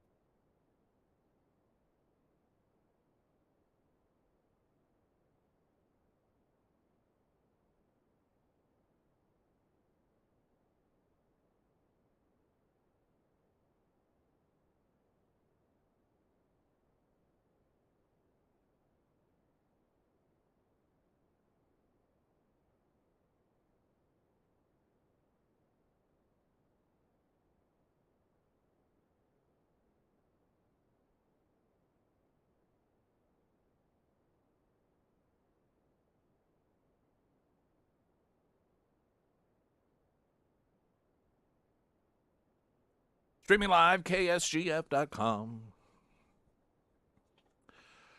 Tariffs are an interesting thing because it's not a one-size-fits-all, and tariffs are... Let me use this as a very simple example. Maybe you have heard, if you pay attention, that the benefit of gold, owning gold, is that if the value of the dollar drops, then the value of the gold goes up. But if the value of the gold goes down, that means at the same time the value of the dollar is going up. So it's kind of this safe bet to even things out. That's just an overly simplistic view. But, whenever there are interest rate issues or, things going on in the housing market, oftentimes, that may be really great for people who are looking to sell a home, but not really great for people who are looking to buy a home. And then there's some things that, it's not good for either, some that may be good for both. And tariffs fall into this category. That sometimes things occur that a tariff is going to be put into place, and you can look at it and say, oh, well, that's not good over here, but over here it is good, okay? Now, with that in mind, I wanted to, there was a story about how tariffs on tomatoes. This is a Mexico situation with Mexico and tariffs. Now, what is it, of course, that we've been told is going to happen? All these, oh my gosh, that this means that it's going to cost more to get tomatoes from Mexico. Now, the upside of that is people in the United States who sell tomatoes, this is good for them. So it is one way in many instances of, quote, bringing jobs back to America. I mean, you're not really importing them, but what happens is they get created here because people, it's leveling the playing field in terms of cost for the consumer. I wanted to play this story. This is a local affiliate out of Florida regarding the already impact that's being seen by tomato farmers in Florida. Smith Tomato Farm has been a fixture here on top of Chandler Mountain in St. Clair County for about 60 years. Jeff Smith says he's seen a lot of changes over the years and not in a positive direction. Less than 20 years ago, there was over 10 farms here on this mountain. Now there's barely 5, probably going to be 4 within a couple years. And as another 20 years goes by, there's going to be less and less. Blake Thaxton with the Alabama Fruit and Vegetable Growers Association says the U.S. agreement with Mexico, first set in the late 90s, was meant to protect U.S. farmers, but it wasn't working. There's been loopholes that the Mexican tomato producers have taken advantage of and continue to price dump or lower the prices below the cost of production here in the United States and in Alabama. If they send the tomatoes over and it's supposed to be a set price and they need to move tomatoes, well, they may just give a load of bell pepper for free for them to take the tomatoes. So it's never really worked. Now, without that agreement, the U.S. has a 17% tariff on tomatoes from Mexico. So a lot of these tomatoes will actually be going out today. Smith says he's already seeing a more level playing field. It's only been 2 days now, and we've actually have a lot more calls of people having interest in doing business. And the price hasn't even changed. Food security is national security, and we need to be able to produce our own food here in the United States. Now, again, that's a local story out of Florida, and you are more likely oftentimes to get more balanced stories, though not always, but from local news affiliates than you are national affiliates. But this is not an unusual result of having and in fact, it's one of the reasons tariffs are oftentimes used. Not always. It is because you will have an industry in the United States that, because of the cost of labor, is unable to compete, quote, fairly with other countries that are able to sell products for much cheaper here in the United States, the same product, because they can use cheaper labor, or in cases like China, they can use slavery. And you put tariffs so that it more levels the playing field. And that's what, in this particular situation, these tomato farmers in Florida are seeing. Now, some people will say, but it raises the price. Well, it very well may raise the price. I always find it somewhat interesting when the left makes this argument as if that's a reason to not have tariffs, but then they will demand that the government forces industries here in the United States to increase minimum wage, which results in a higher cost to products. It's interesting when policies are put into place that raise the price of the product when the policy is put upon American companies, the left like it. They support it. They promote it. Tax these corporations. Tax more taxes, more taxes, more taxes. But oddly enough, whenever you talk about putting a, quote, tax or tariff on a product coming from a foreign country, all of a sudden they're very defensive about it. Well, we can't do that. That'll just raise the price of the product. And oftentimes both situations will, but there is a difference.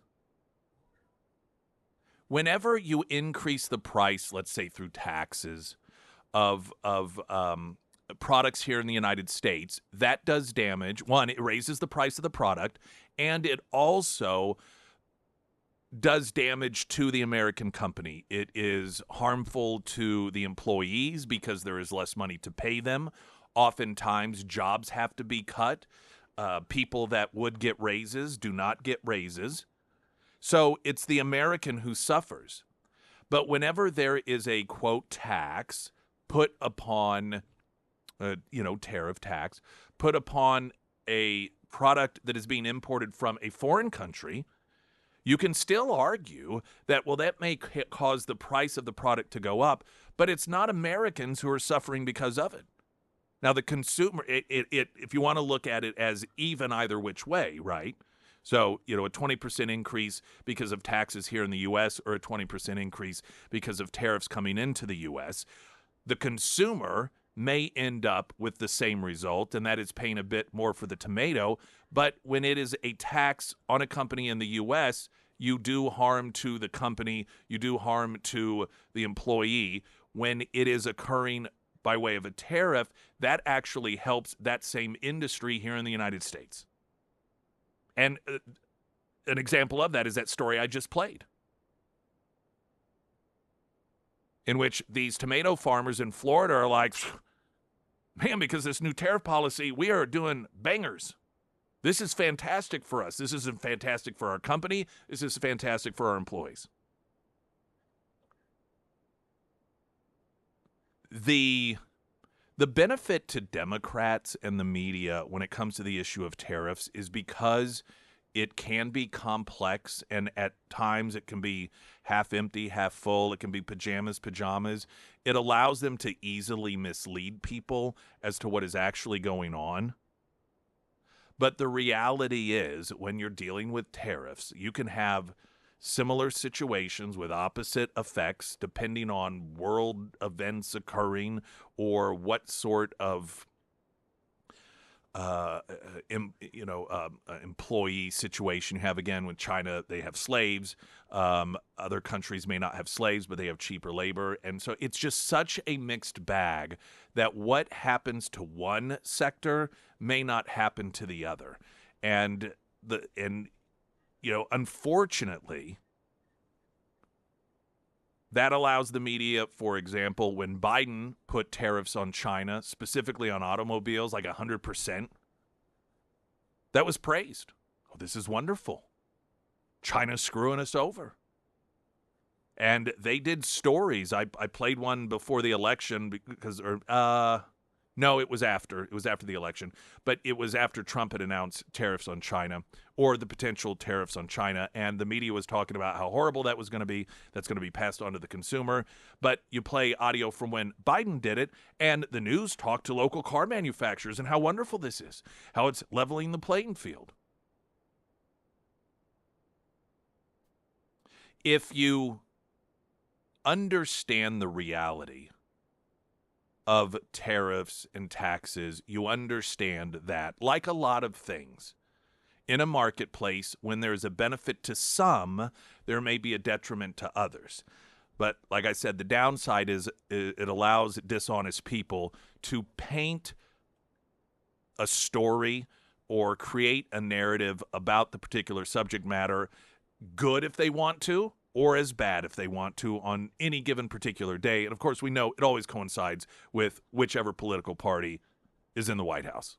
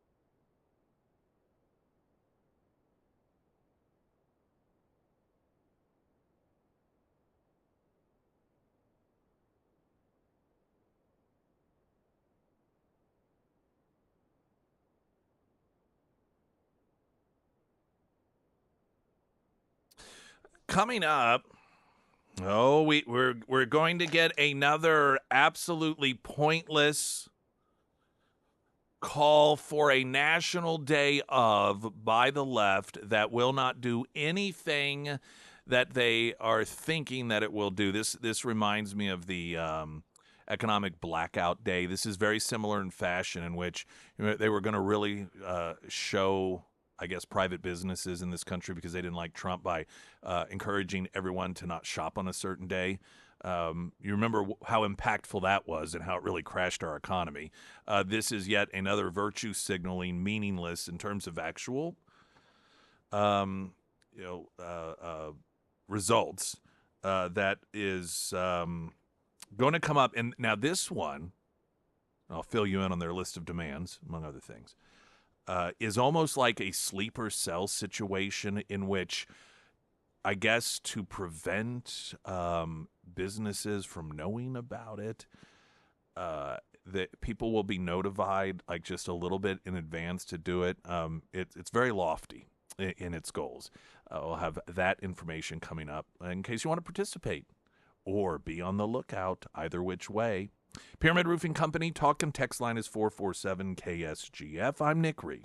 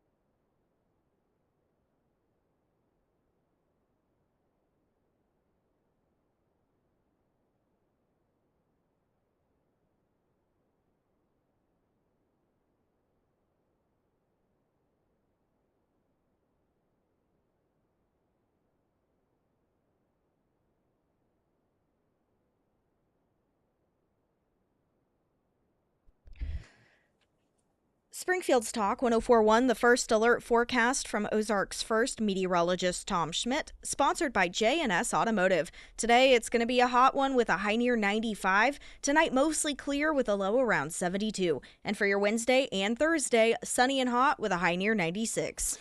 If you have any home loan questions, inquiries, you're thinking, well, I should still wait because I know that they're really trying to push for a drop in interest rates. That may not be the best move for you. Now, I'm not a complete expert in this area. Well, I'm nowhere near an expert in this area, but here's what I learned a long time ago. You don't necessarily have to be an expert in any particular area if you have friends or contacts who are. And that's what you have with the characters in their team.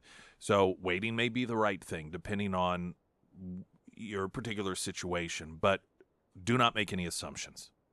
And don't listen to the pundits. Don't any of that stuff. What I recommend that you do is you reach out to the characters in their team at iwantagreathomeloan.com and talk with them about it. And talk with them about when's the appropriate time to start the process. Like, well, we're going to start looking for a house, but we figured we'd wait until we found one. Ask them their advice about doing that versus getting it done ahead of time and then having several months in which that approval letter is good. All right? So they'll tell you. That's what they're there for. And then, of course, they're there also once you decide the process is something that needs to be underway, whether that is refinancing or the home loan or reverse mortgage even. iwantagreathomeloan.com because you do. Many people use their allotted sick time for an unexpected illness, sick child, or medical procedure, and don't see the utilization of that time as having the potential to be an act of civil disobedience or protest against the government or their employer. However, one group rising in membership plans to use their sick time for precisely that, take a page out of organized labor's handbook, and using their collective action to expose and potentially even directly impact what they view as systemic injustices against the working class of the United States, known as the People's Sick Day. The online movement aims to address a laundry list of social and political issues by withholding one of the average American's only powers outside of a voting booth, their labor and buying power. In a post addressing their planned walkout, they slammed the billionaires living in the United States. According to the group's mission statement, they plan to institute a so-called economic blackout. We've been here before, by the way. You may not remember it because these never have any economic impact, which is typical for the left's form of protesting. At least when they do it peacefully, it makes no difference whatsoever. The economic blackout, the members would either call out of work sick or take sick time for 3 days, not spending any money during those 3 days. For those unable to take time off work, they ask that those members do the bare minimum at their jobs, meaning no unpaid overtime and no special favors for their employees. What the organizers see as one of their greatest strengths is that they won't be announcing the dates months in advance. They plan for it to be a sneak attack, with participants only receiving 48 hours notice ahead of the planned 3-day strike. Now, before we get to their list of demands here, there are a couple of things that just immediately stand out. One, it's the framing of this usage of these sick days that normally are used for people who need them because they're sick or because their child is sick. But what they're learning is that that isn't really addressing economic justice. So instead, they're going to use those days that they otherwise would take their child to the hospital in order to do a meaningless protest. Talk about priorities. That shows how important, we hear the sob stories about the need for these sick days. And listen, I'm not saying kids don't get sick. I'm not saying that it isn't a hassle or a hardship for somebody who, works hourly in particular, and their kid gets sick and they have to take their child to the hospital, or to the doctor, or to urgent care. I'm not claiming that isn't at times an economic hardship. But you listen to the left whenever they propose these things, like sick leave, and they demand that it be mandated by the government, which is fascism. They act as if not allowing for those sick days, particularly for kids, is tantamount to some form of child abuse. Yet they seemingly have no trouble telling their own supporters and their own people, well, maybe you should use them for this protest instead. Does your kid do you really need it? I mean, come on. How often do you really take your kids to urgent care anyhow? You probably have the days to spare. What you are telling your millions and millions of followers here that given the fact that they may have to, in the future, take their child to urgent care, go ahead and just gamble on that and use those sick days now instead? I mean, I'm sure we can find some sort of way to do a statistical analysis to have a number of how many kids might die because of that, right? The left loves to do that. Well, if you do this, 10 million people are going to die. Well, if you get people to use up days, paid days off, for political protest that they otherwise might have to use for their child to be taken to urgent care, and they don't, and because they don't take them to urgent care, they get even sicker and perhaps die. I mean, there's got to be some sort of statistical analysis to estimate how many kids are going to die because of this. If you're just going to approach this in a way that the left approaches evaluating, different political situations or legislative proposals. The other part of this that is a contradiction is the purpose for this. They claim that this is really going to harm the business owner. Now, they also claim this is supposed to be against billionaires. Most business owners are not billionaires. Most are small business owners, many of which don't even take a salary themselves. But as usual, the left's efforts are geared towards actually doing harm to people they claim they're supporting. And so this is supposed to be a sneak attack in which just tens of millions of people don't show up to work to really stick it to them by using their sick days. Now, here in Missouri in particular, one of the areas of contention have been the fact that the state legislature tinkered with the vote of the people when it comes to dictating to businesses how it is that they compensate their employees. And that compensation was dictated through a vote by way of force of government in terms of pay and sick day leaves, or sick leave days, right? And the lead up to the vote itself, there were all these editorials written about how taking sick days doesn't actually hurt small businesses at all. In fact, because we talked about it here. In fact, there were some people who argued it actually somehow was helpful to businesses to have employees take sick days. So whenever you have the left demanding that government force more sick days on businesses to offer up to their employees, they trot out these experts that tell us that it doesn't do any harm to the business whatsoever.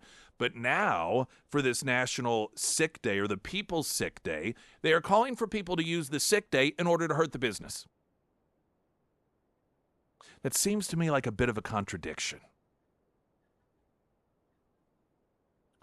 Now, the accompanying part of this, where also don't spend money for 3 days, this again is absolutely worthless because you just spend it on day 4 or 5 or 6.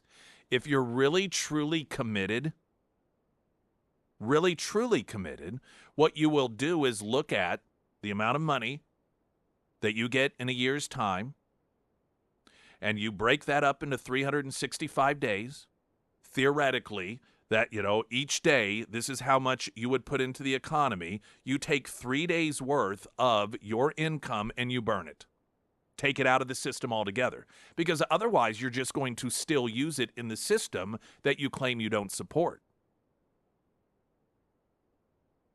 If you really are committed and want to at least have the chance to make a difference, you destroy that money.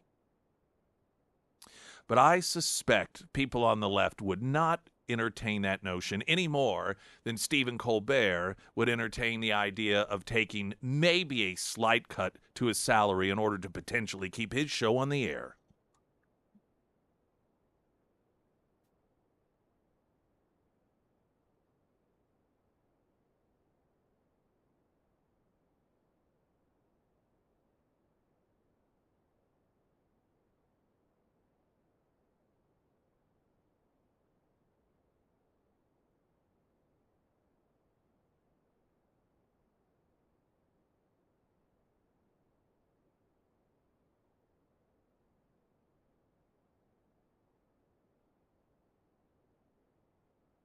Sarah Myers, everyone. Thank you, Foreman Mechanical Heating and Air. It's hot, it's going to stay hot, and there's nothing worse than when we get to 95 plus degrees outside and your AC is not working the way that it should. If you are experiencing that right now, don't sweat it. Just reach out to Russell and his team over at Foreman Mechanical Heating and Air. They're great guys. I've used them several times throughout the years, and I recently had them upgrade my 28-year-old unit. I couldn't be happier with their services. They're upfront, honest, and they will get all of your AC needs taken care of so you can stay cool this summer. If it is time to schedule your AC service repair, make sure to reach out to Russell today. You can find all of their contact information under the Sarah's Endorsements tab at ksgf.com. All right, this call by left-wingers for the People's Sick Day, which is a day that is supposed to stick it to businesses, which somehow is supposed to send a message to billionaires and defeat them, okay, by doing harm to businesses, particularly small businesses, by collectively not showing up for work for a few days, and doing it on very short notice. Like not planning it months in advance, but maybe a couple days in advance. That way, and again, this really has an impact on small businesses because the smaller number of staff that they have, that it would do them the most harm. Not exactly sure why this is something that the left feels would be effective or is compassionate or kind, but nonetheless, that's their target. According to the group's they've got a listing here. It's a Discord server where the majority of the members communicate, plan, and share ideas. And here's a list of their demands that somehow is supposed to develop out of this planned People's Sick Day. 1, calling for the impeachment, removal, and arrest of Donald Trump and the Republican administration for knowingly manipulating the U.S. stock market, I guess, to be at record highs. So, again, something that particularly people who have retirement tied up in the stock market, they want the Trump administration arrested for the average American benefiting. Ignoring the U.S. Constitution, human trafficking, which, of course, is something that is stopped because the border is closed. And destroying our federal workforce. He is a criminal, lock him up. Demanding hands-off Social Security, Medicare, Medicaid, SNAP, and veterans benefits. Demanding the removal of caps on Social Security. Demanding no more tax breaks for the rich. Tax them all. Well, they are all taxed to a greater degree than anyone else. Demanding an end to unlimited corporate profits and economic injustice. Well, there already is a, I don't want to say an end, but there is a limit to corporate profits, and that is what the marketplace bears. Demanding an end to lobbyist and super PAC funding. Well, the Democrat Party will be in a world of hurt if that's the case. Demanding the elimination of Citizens United. That would be ignoring the Supreme Court. I thought ignoring the courts was the sign of a dictator. There's a lot of really interesting demands here. Demanding an increase in the federal minimum wage to $20 an hour with an adjustment for inflation as needed. Demanding a cap on CEO pay at no more than 35% above the lowest worker's salary. Well, I'm sure you'll find a lot of people that'll sign up for that job. Oh, and why 35%, you may ask? Well, the left doesn't have to have reasons. They just get to pick numbers that they like. Demanding that wages for elected officials be capped at the median salary of their district. Demanding caps on rent, grocery, and insurance costs, so price controls. Demanding universal health care for all U.S. citizens and federal protection for sick time. Demanding term limits for members of Congress and the U.S. Supreme Court. Demanding reform of immigration policies. Well, we kind of had that, actually, and people seem to be pretty happy with it. Demanding gun law reform. Demanding codified women's rights to choose. Demanding codified DEI and affirmative action. Demanding the elimination of the Electoral College and a ban on gerrymandering. Demanding ranked choice voting in all federal and state elections, which is incumbent protection. Demanding the taxation of megachurches, so much for separation of church and state. And demanding free post-secondary education. Some of these things, particularly with the focus on these people that just make too much money. You know, demand people shouldn't make this much. These rich people are getting way too much. What percentage of the people who are part of this list of demands do you think are offering signals of support for Stephen Colbert right now? I bet you a pretty high percentage of them. Because the left is inconsistent. They're dishonest. See, they don't mind. If you read these list of demands, it sounds as if, well, they really want equality. They want the wealthy held accountable. They believe that there should be equality in payment. But here they are demanding justice for a multimillionaire white guy who has run a show economically into the ground, causing average working people to lose their job. And they are championing his cause. See, they don't mind rich people, as long as they're their people. That's the thing about socialism. That's the thing about communism. There are rich people. It's just their people. They get to choose. And amazingly enough, it's generally the people who agree with them politically. You know, for example, somebody like Stephen Colbert. Oh, that poor guy. How dare you take away his salary, which actually is a handout, given that he's not making the company any money. They used to also be fine with Elon Musk having all his money until he fell out of political favor. See, that's the difference. That's what I know most clear-thinking people recognize and understand. When the left talk about or protest against the rich or the CEOs or all these awful people, they just mean those that they don't agree with. They celebrate, they defend the wealthy and the rich that are on their side because they're dishonest. Springfield's Talk 104.1, I'm Nick Reed.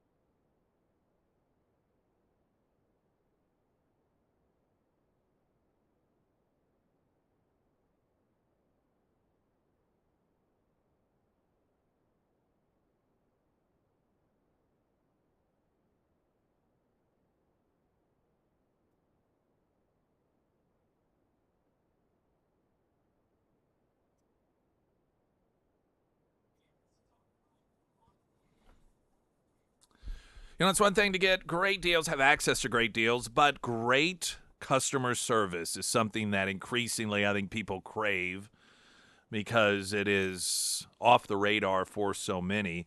But it's one of the reasons that I bought my last truck from the Pinniger family and why so many people are return customers to the Pinniger family. Regarding Pinniger Honda, this review, this was just several days ago. I went in with my family for a Honda Civic. Justin H. was my sales rep. I recommend asking for his help. I was also so grateful for the Pinniger team, especially Justin H., Brittany, and Zach G. The professionalism was unmatched. Justin took the time to explain the mechanics of the car. The team worked with my family for an exchange rate and had multiple financing options available. The options were versatile, reasonable. The contracts were explained concisely. No staff rushed the decision. On behalf of myself and my family, I recommend working with Pinniger Honda. Thank you for the time and the help, Pinniger Honda. That's why I recommend them as well. And don't forget, on Fridays, they have Food Truck Friday. Great day to go test drive either a new or a pre-owned vehicle. Pinniger Honda, south of Walnut Lawn on South Campbell. A new report, the New York Post, revealing that Pete Buttigieg decided to divert $80 billion away from air traffic control upgrades to DEI grants, which was roughly half of an annual budget. Half of a fiscal year budget. Delaying upgrades to air traffic control for DEI programs. You know, when people talk about, what's wrong with DEI? Oftentimes it's just a matter of priorities that make it a problem. Glenn Beck's next. I'm Nick Reed.